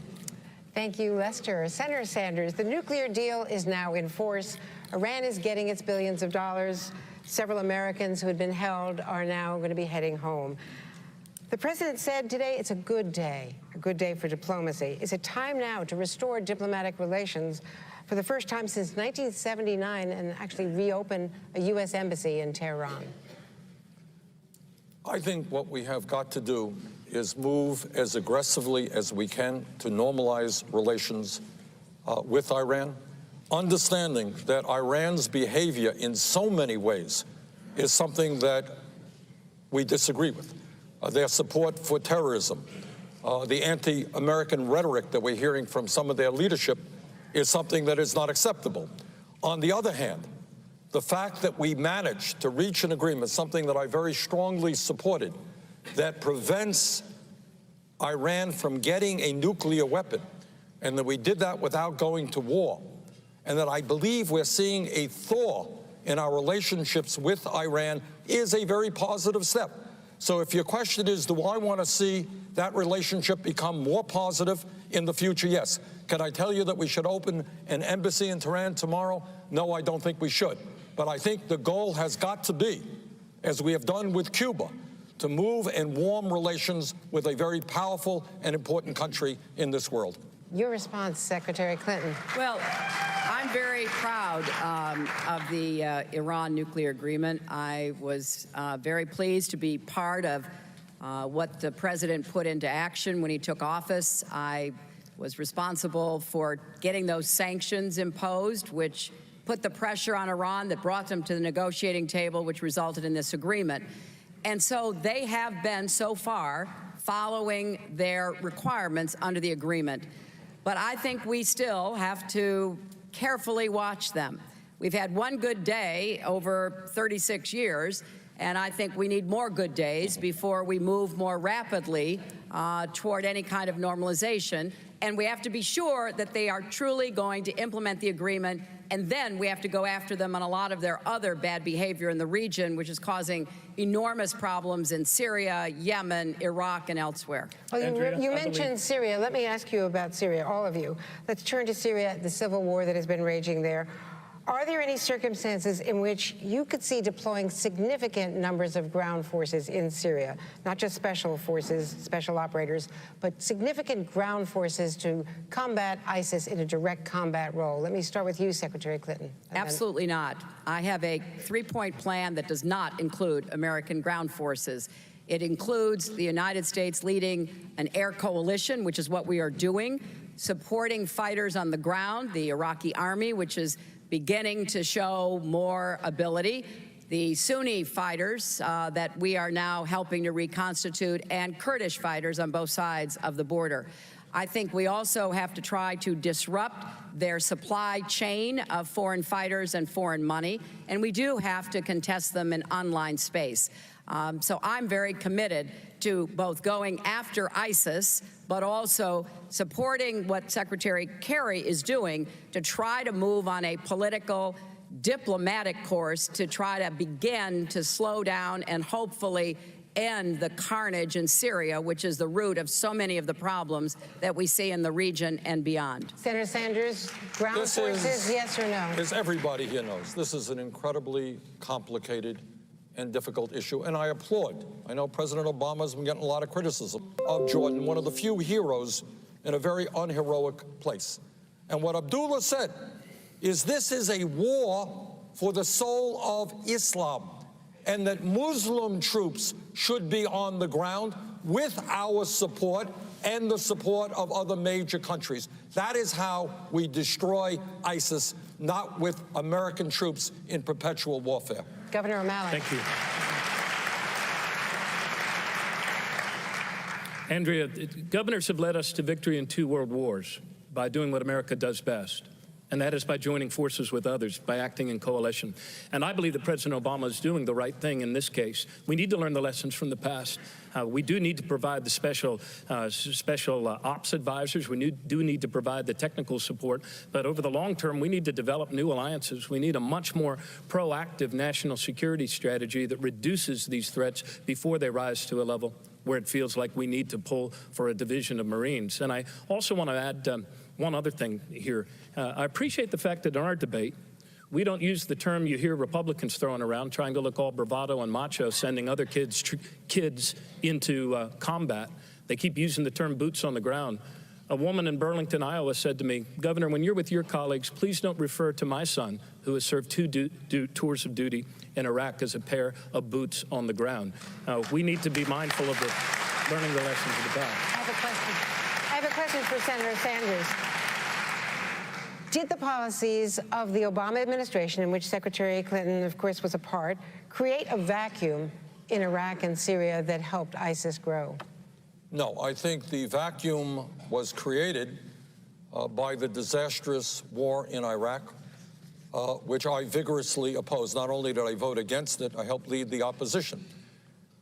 And what happened there is, yeah, it's easy to get rid of a two-bit dictator like Saddam Hussein, but there wasn't the kind of thought as to what happens the day after you get him and what kind of political vacuum occurs and who rises up.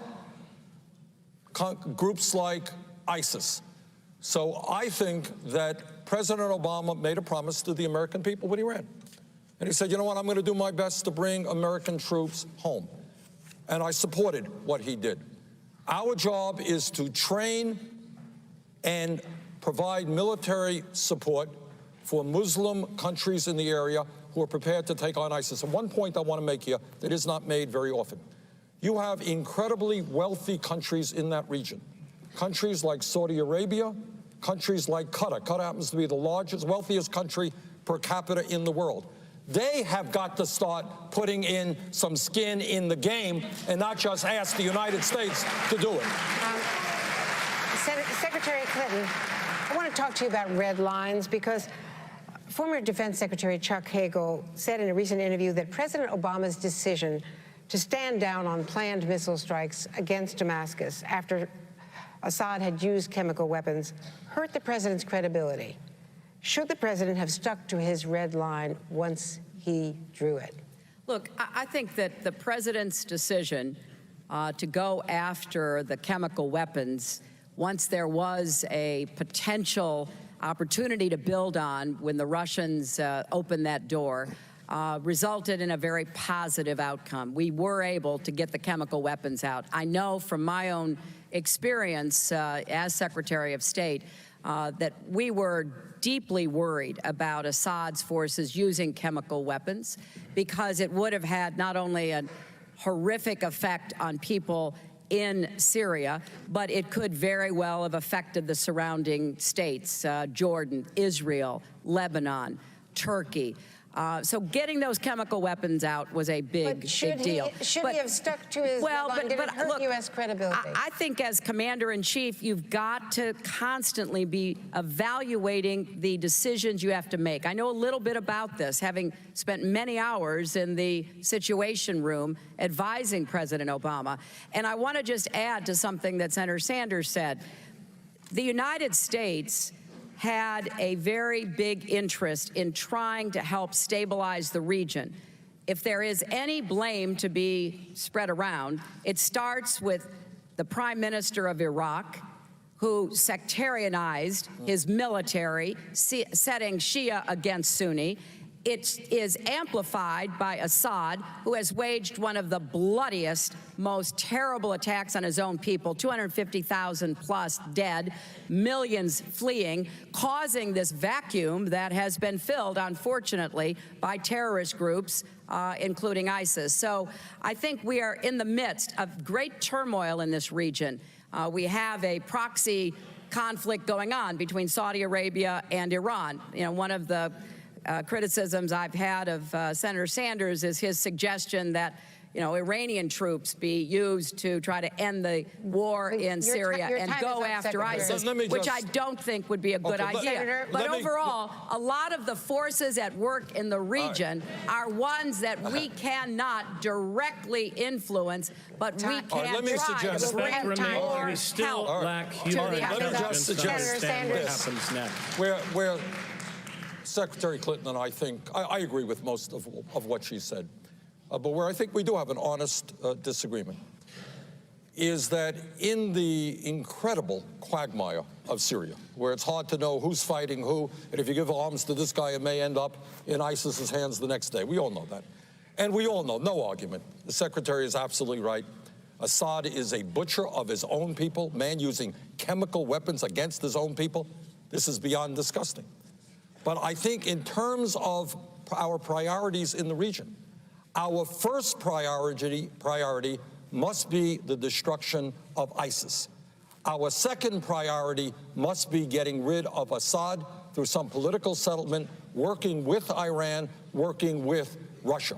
But the immediate task is to bring all interests together who want to destroy ISIS, including Russia, including Iran, including our Muslim allies, to make that the major priority. But in all of that, Senator and Secretary, I think we're leaving out something very important here. And that is that we still don't have the human intelligence, overt in terms of diplomatic intelligence or covert, to understand even what the heck happens as the secondary and tertiary effects of some of these things.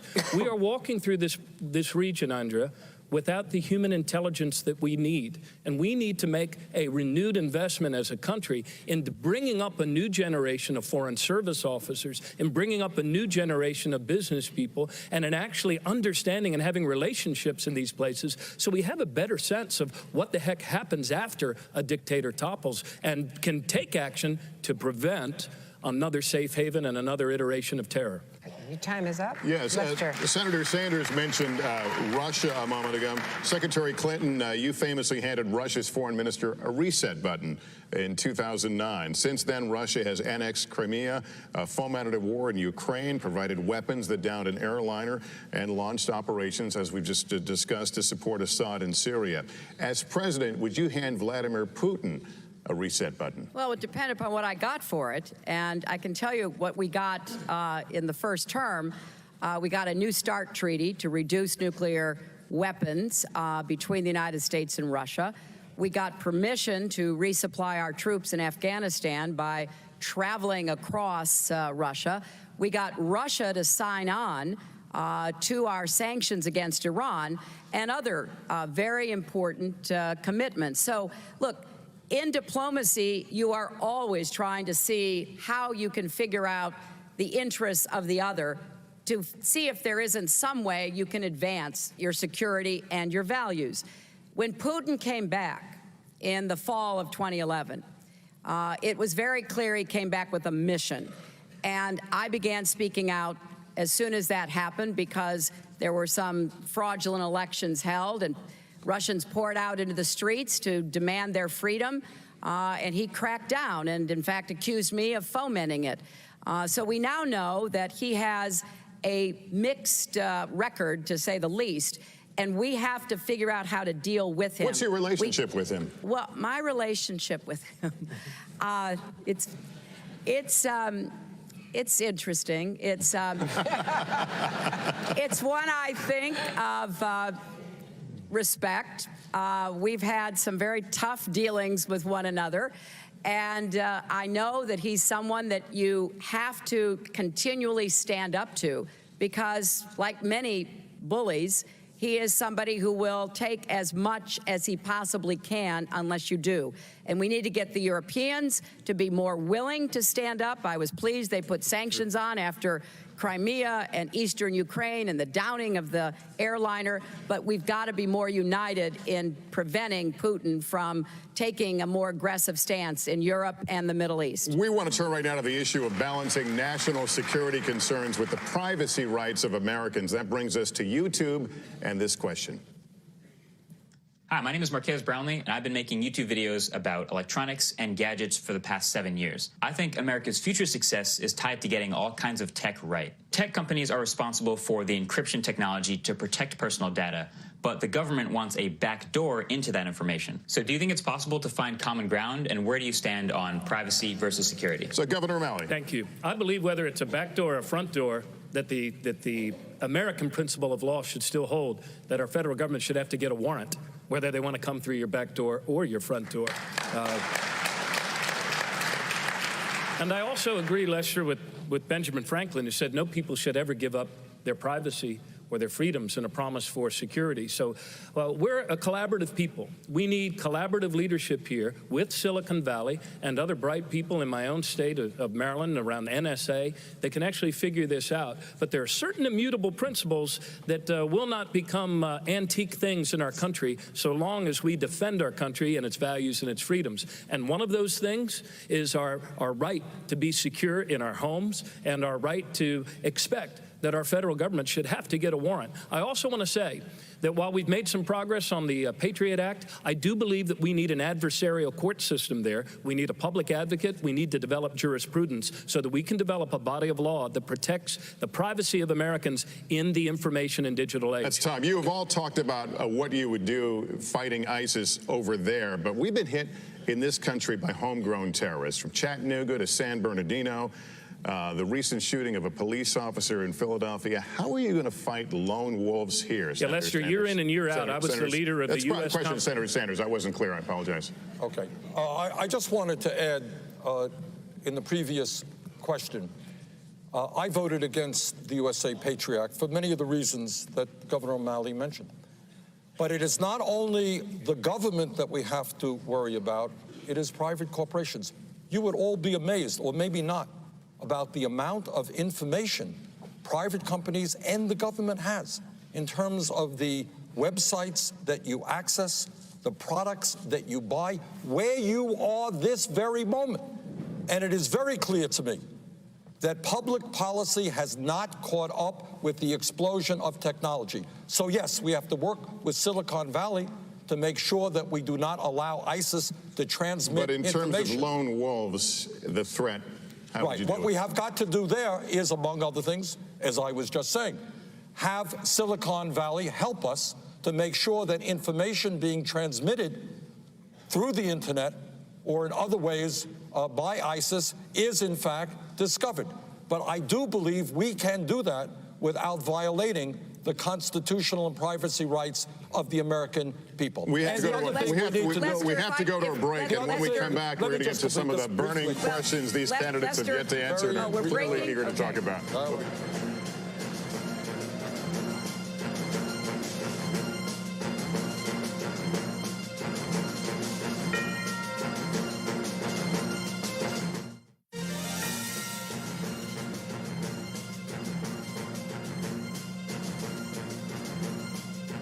What is correct, and I'm disappointed that Secretary Clinton's campaign has made this criticism. It's a Republican criticism. Secretary Clinton does know a lot about health care. And she understands, I believe, that a Medicare for All single-payer program will substantially lower the cost of health care for middle-class families. So what we have got to acknowledge, and I hope the Secretary does, is we are doing away with private health insurance premiums.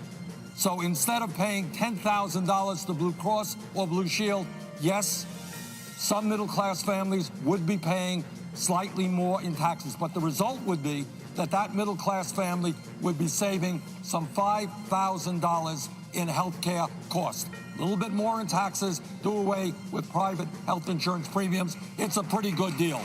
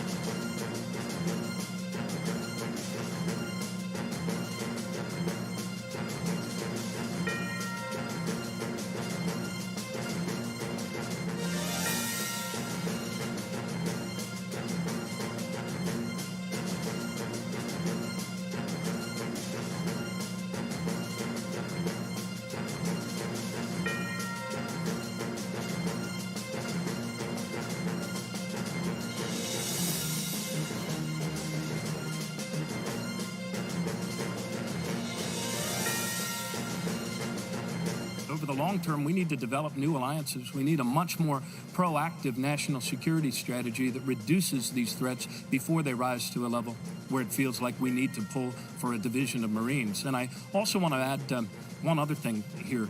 I appreciate the fact that in our debate, we don't use the term you hear Republicans throwing around, trying to look all bravado and macho, sending other kids into combat. They keep using the term boots on the ground. A woman in Burlington, Iowa said to me, Governor, when you're with your colleagues, please don't refer to my son, who has served 2 tours of duty in Iraq, as a pair of boots on the ground. We need to be mindful of learning the lessons of the battle. I have a question.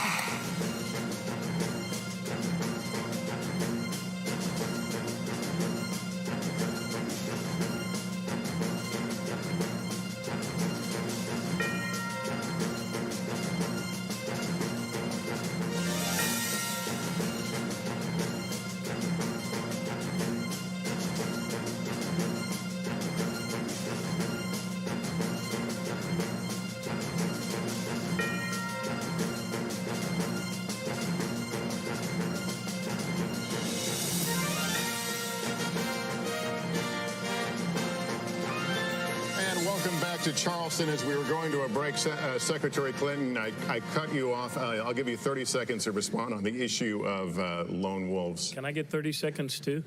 Let's do it.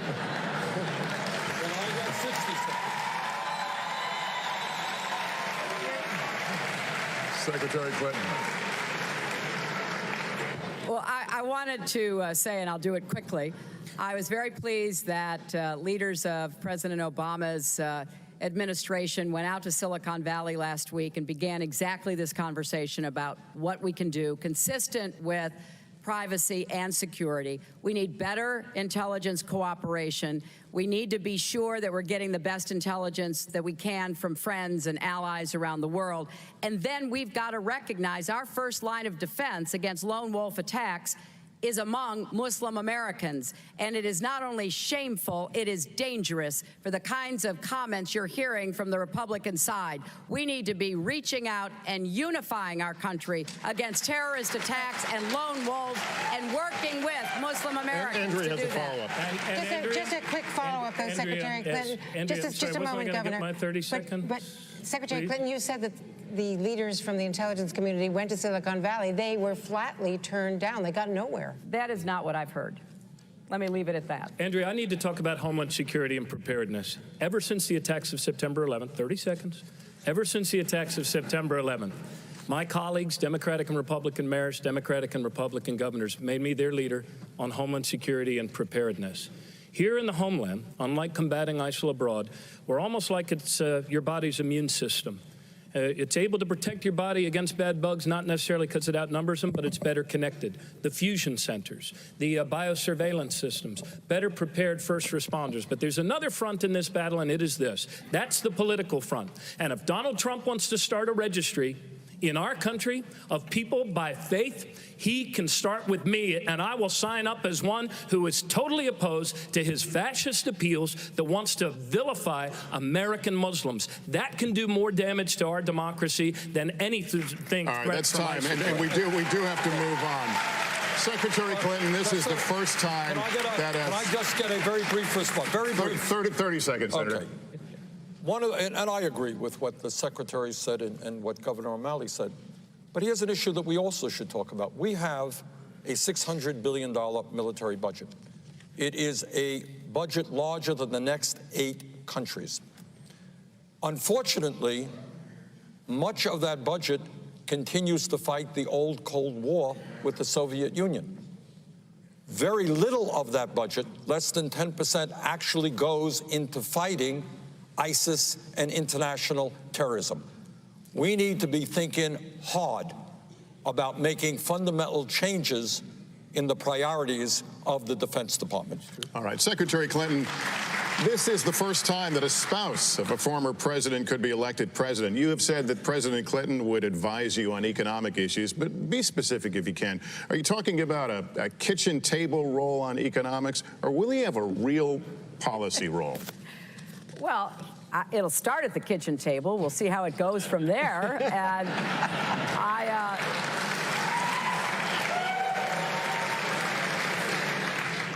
I'm going to have the very best advisors that I can possibly have. And when it comes to the economy and what was accomplished under my husband's leadership in the 90s, especially when it came to raising incomes for everybody and lifting more people out of poverty than at any time in recent history, you bet I'm going to ask for his ideas, I'm going to ask for his advice, and I'm going to use him as a goodwill emissary to go around the country to find the best ideas we've got. Because I do believe, as he said, everything that's wrong with America has been solved somewhere in America. We just have to do more of it, and we have to reach out, especially into poor communities and communities of color, to give more people their own chance to get ahead. Senator Sanders, a 30-second response, sir. Great ideas from Governor O'Malley, Secretary Clinton. But here's the truth. If you have an administration stacked with Wall Street appointees, you ain't going to accomplish very much. So here's a promise that I make. And I mentioned a moment ago how corrupt the system is. Goldman Sachs, paying a $5 billion fine, gives this country in recent history a Republican Secretary of Treasury, a Democratic Secretary of Treasury. Here's a promise. If elected president, Goldman Sachs is not going to bring forth a Secretary of Treasury for a Sanders administration. Senator Sanders, let me ask you a question. You called Bill Clinton's past transgressions, quote, totally, totally, totally disgraceful and unacceptable. Senator, do you regret saying that? I was asked a question. You know, one of the things, Andrea, and that question annoys me. I cannot walk down the street, Secretary Clinton knows this, without being told how much I have to attack Secretary Clinton. Want to get me on the front pages of the paper, I make some vicious attack. I have avoided doing that, trying to run an issue-oriented campaign.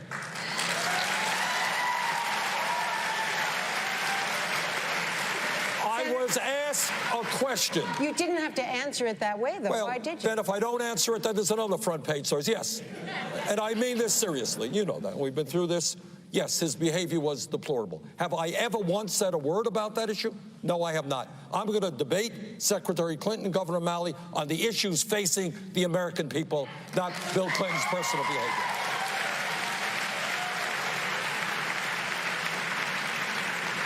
We will take a break. We'll continue from Charleston right after this.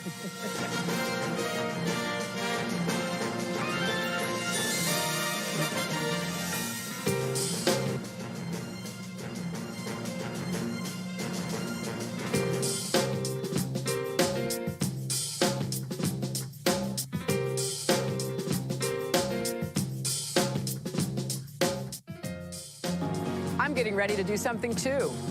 I'm running for president. Today, I'm formally entering the race for the Democratic nomination for president. And it may very well be that that process, by the time we get through it, closes the window on mounting a realistic campaign.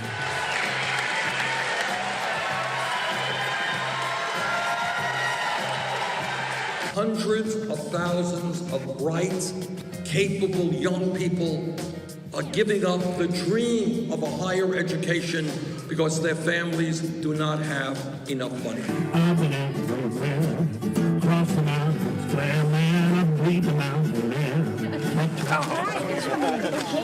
Good to meet you. How old are you? Are you 3 years old? Oh, They were all doing yoga when they I don't want in to. town. Oh my gosh, I love yoga.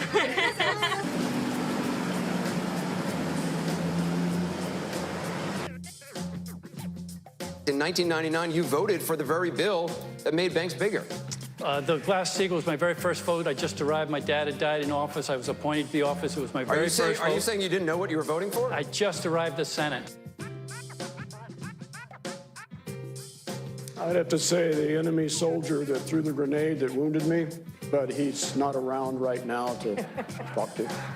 All right, time for closing statements. The American people want to know whether we're going to have a democracy or an oligarchy as a result of Citizens United. Enough of the emails. Let's talk about the real issues facing America.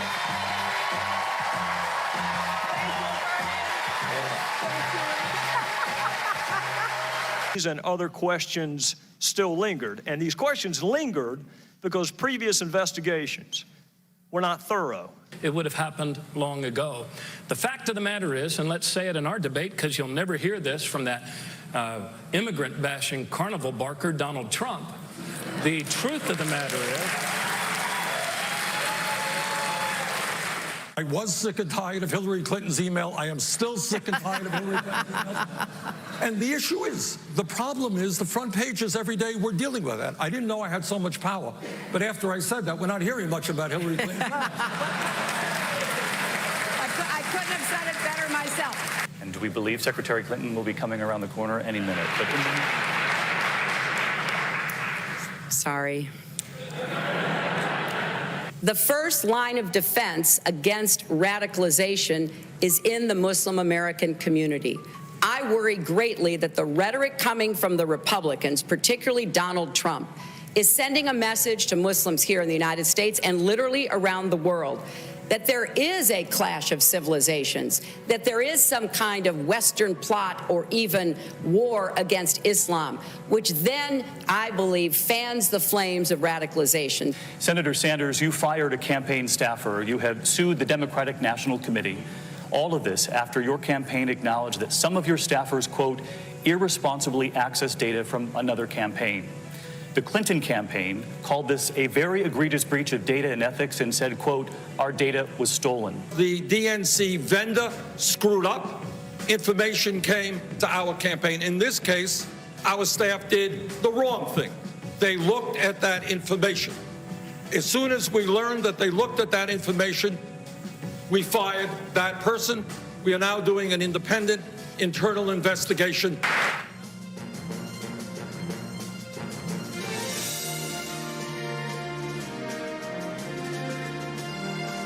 Welcome back, everybody. Finally, before we go tonight, we set out here to understand points of differences between you. We believe we've learned a lot here, but before we leave, is there anything that you really wanted to say tonight that you haven't gotten a chance to say? And we'll start with Governor O'Malley.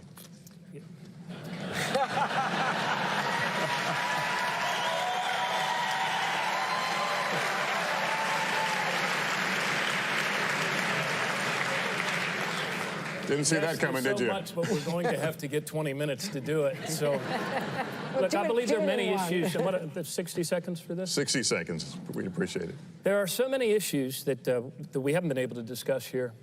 We have not fully discussed immigration reform and the deplorable number of immigrant detention camps that our nation's now maintaining. We haven't discussed the shameful treatment that the people of Puerto Rico, our fellow Americans, are being treated with by these hedge funds that are working them over. We haven't discussed the fact that in our own hemisphere, we have the danger of nation-state failures because of drug traffickers in Honduras and Guatemala and El Salvador. I guess the bottom line is this. Look, we are a great people when we act at home and abroad based on the beliefs that unite us. Our belief in the dignity of every person, our belief in our own common good. There is no challenge that is too great for us to overcome, provided we bring forward in these divided times new leadership that can heal our divides here at home and bring our principles into alignment abroad. We're on the threshold of a new era of American progress, and I believe we have only need to join forces together and cross that threshold into a new era of American prosperity. And that's time. Thanks a lot. Secretary Clinton.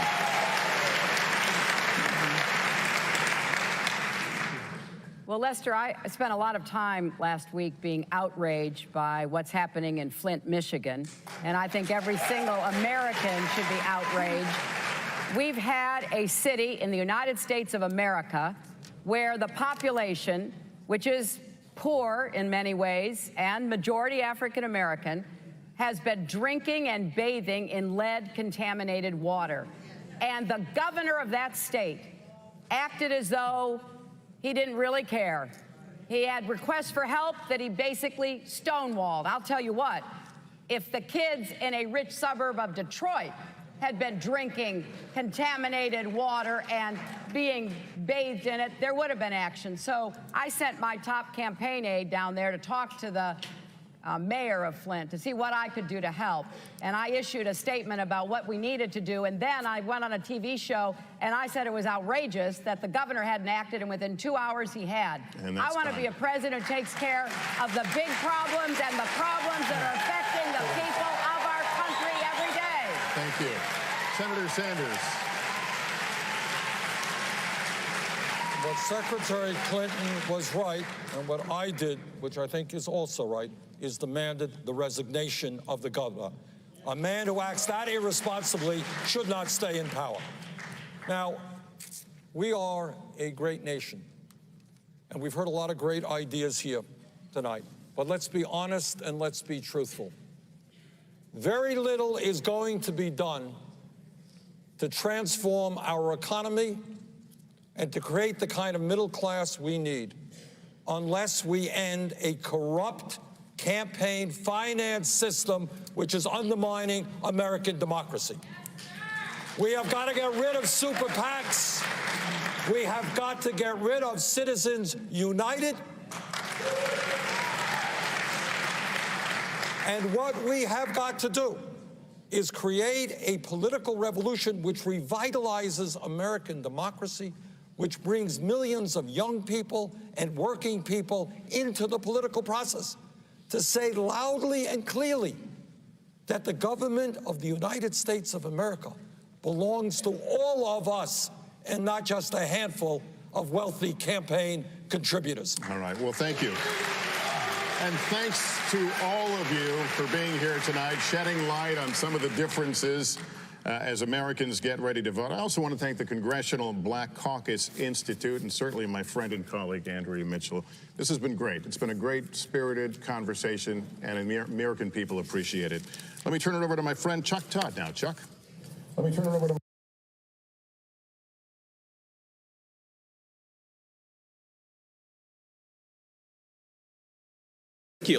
have to say, now that this whistleblower complaint, the redacted version of it, is now out in the public record, and we will at that point later this afternoon, the members of that committee will have had a chance to ask all of their questions to these two men privately. Already, we've heard from people like Mitt Romney, who's talked about the allegations being troubling in the extreme, is the quote that he used. Pat Toomey, another Republican, saying that it's inappropriate, the president's behavior, leaning on a foreign leader to, in effect, do the dirty work of his political campaign. Savannah. She had 2 copies.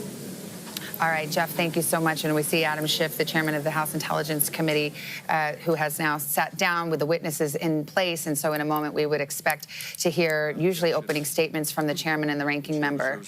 Let's listen in. At any time. The presidential oath of office requires the President of the United States to do 2 things: faithfully execute his or her office and protect and defend the Constitution. That oath, of course, cannot be honored if the President does not first defend the country. If our national security is jeopardized, if our country is left undefended, the necessity to faithfully execute the office becomes moot. Where there is no country, there is no office to execute. And so the duty to defend the nation is foundational to the President's responsibilities. But what of this second responsibility, to defend the Constitution? What does that really mean? The founders were not speaking, of course, of a piece of parchment. Rather, they were expressing the obligation of the President to defend the institutions of our democracy, to defend our system of checks and balances that the Constitution enshrines, to defend the rule of law, a principle upon which the idea of America was born, that we're a nation of laws, not men. If we do not defend the nation, there is no Constitution.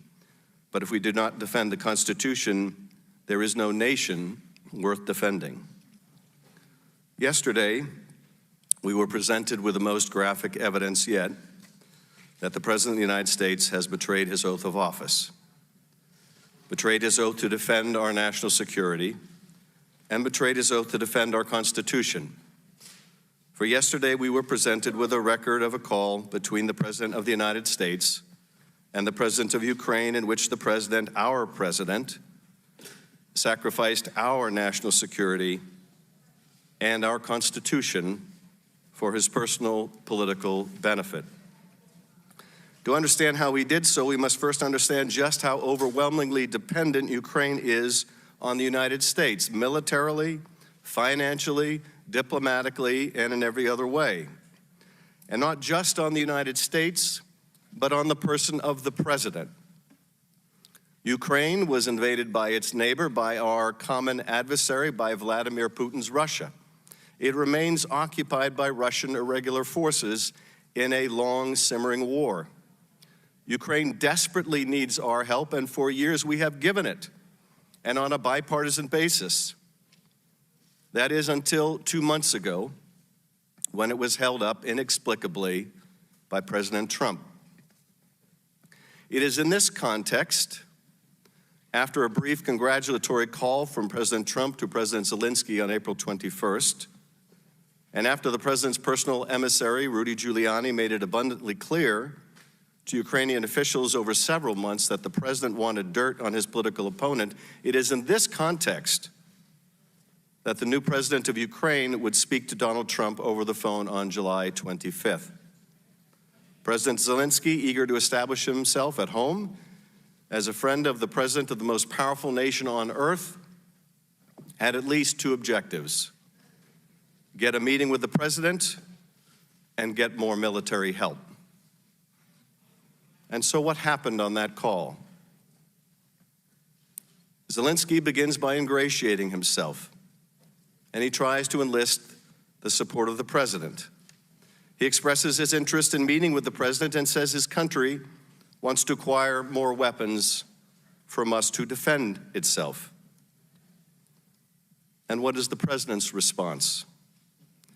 Well, it reads like a classic organized crime shakedown. Shorn of its rambling character and in not so many words, this is the essence of what the president communicates. We've been very good to your country, very good. No other country has done as much as we have. But you know what?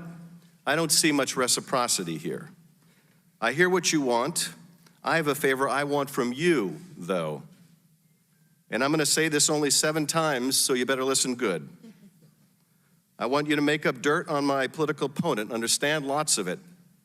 On this and on that, I'm going to put you in touch with people, and not just any people. I'm going to put you in touch with Attorney General of the United States, my Attorney General, Bill Barr. He's got the whole weight of the American law enforcement behind him. And I'm going to put you in touch with Rudy. You're going to love him, trust me. You know what I'm asking, and so I'm only going to say this a few more times, in a few more ways. And by the way, don't call me again. I'll call you when you've done what I asked. This is, in character, what the president was trying to communicate with the president of Ukraine. It would be funny if it wasn't such a graphic portrayal of the president's oath of office. But as it does represent a real betrayal, there's nothing the president says here that is in America's interest, after all. It is instead the most consequential form of tragedy, for it forces us to confront the remedy the founders provided for such a flagrant abuse of office: impeachment. Now, this matter would not have come to the attention of our committee or the nation's attention without the courage of a single person, the whistleblower.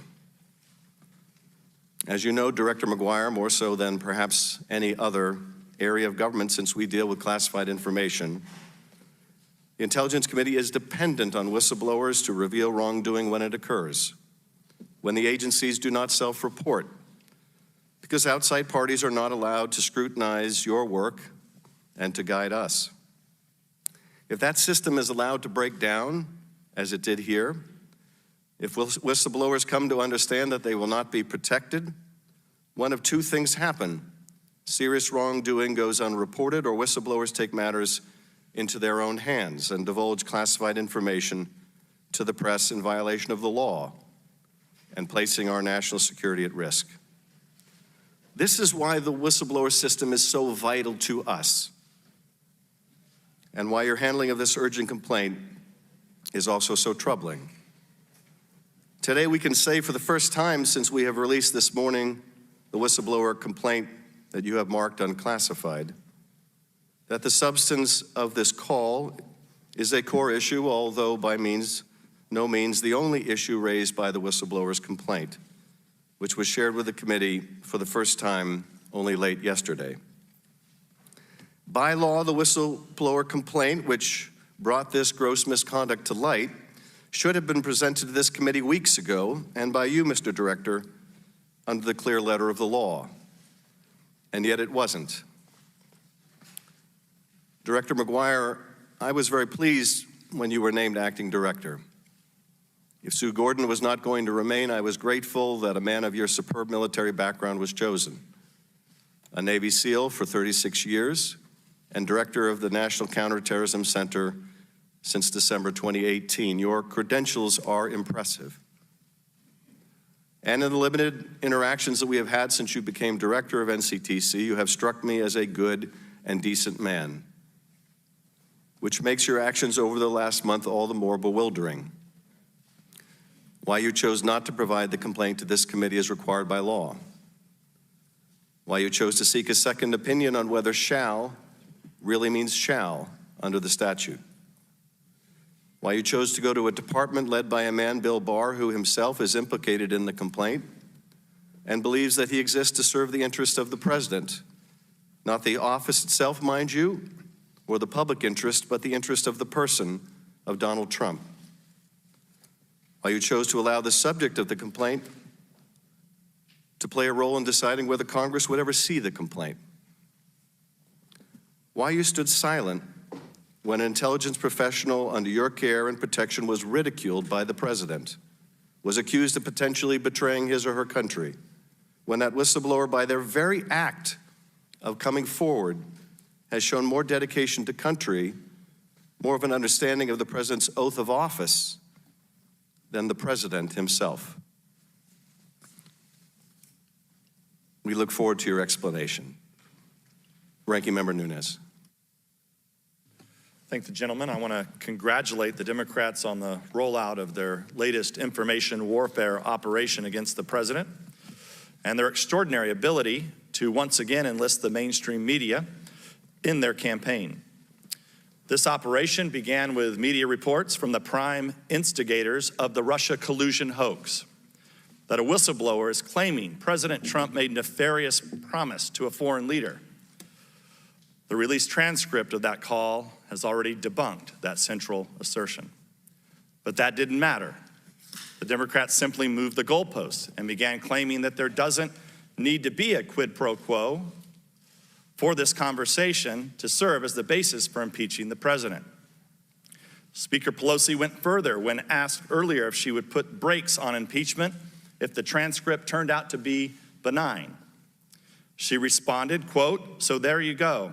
If the whistleblower operation doesn't work out, the Democrats and their media, we have candidates, quote, we have many candidates for impeachable offenses." That was her quote. So there you go. If the whistleblower operation doesn't work out, the Democrats and their media assets can always drum up something else. And what other information has come to light since the original false report of a promise being made? We've learned the following. The complaint relied on hearsay evidence provided by the whistleblower. The Inspector General did not know the contents of the phone call at issue. The Inspector General found the whistleblower displayed arguable political bias against Trump. The Department of Justice investigated the complaint and determined no action was warranted. The Ukrainian president denies being pressured by President Trump. So once again, this supposed scandal ends up being nothing like what we were told. And once again, the Democrats, their media mouthpieces, and a cabal of leakers are ginning up a fake story with no regard to the monumental damage they're causing to our public institutions and to trust in government. And without acknowledging all the false stories they propagated in the past, including countless allegations that Trump campaign colluded with Russia to hack the 2016 election. We're supposed to forget about all those stories, but believe this one. In short, what we have with this storyline is another Steele dossier. I'll note here that in the Democrats' mania to overturn the 2016 elections, Everything they touch gets hopelessly politicized. With the Russia hoax, it was our intelligence agencies which were turned into a political weapon to attack the president. And now today, the whistleblower process is the casualty. Until about a week ago, the need to protect that process was a primary bipartisan concern of this committee. But if the Democrats were really concerned with defending that process, they would have pursued this matter with a quiet, sober inquiry, as we do for all whistleblowers. But that would have been useless for them. They don't want answers. They want a public spectacle. And so we've been treated to an unending parade of press releases, press conferences, and fake news stories. This hearing itself is another example. Whistleblower inquiries should not be held in public at all. As our Senate counterparts, both Democrats and Republicans, obviously understand, their hearing with Mr. McGuire is behind closed doors. But again, that only makes sense when your goal is to get information, not to create a media frenzy.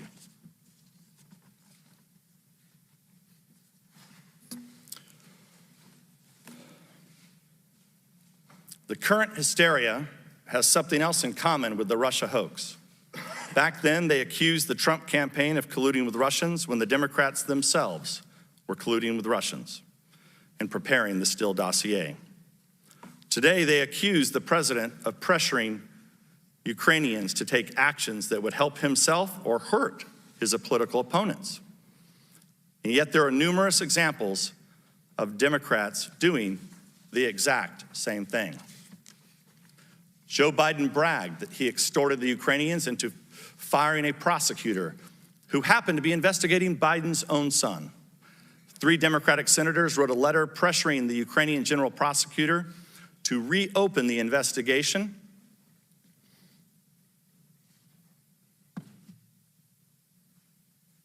into former Trump campaign officials.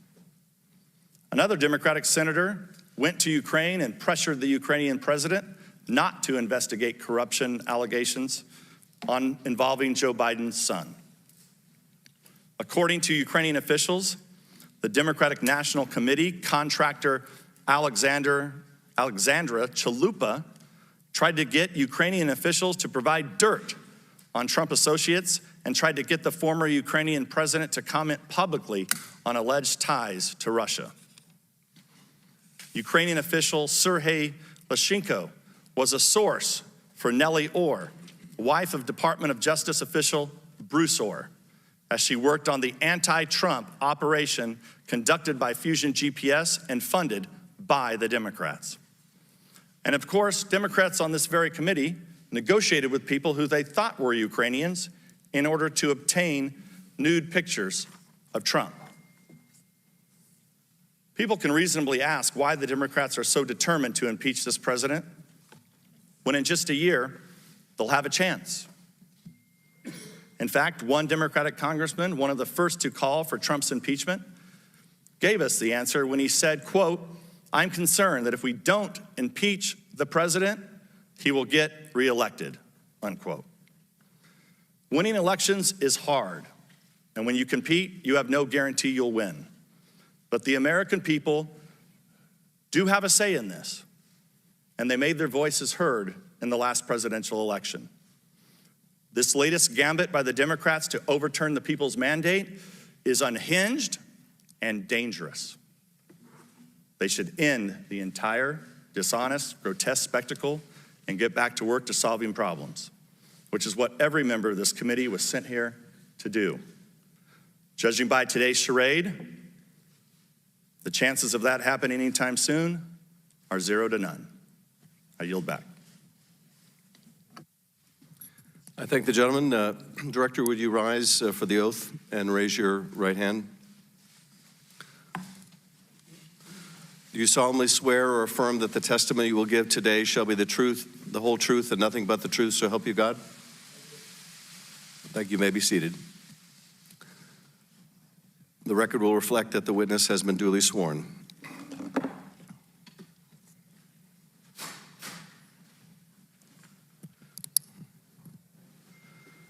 Director McGuire, would you agree that the whistleblower complaint alleges serious wrongdoing by the President of the United States.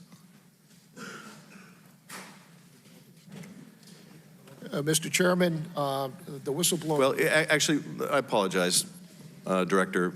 Let me recognize you for your opening statement, and you may take as much time as you need. Thank you very much, Mr. Chairman. Chairman Schiff, Ranking Member Nunes, and members of the committee, good morning. I'd like to begin by thanking the Chairman and the committee for agreeing to postpone this hearing for 1 week.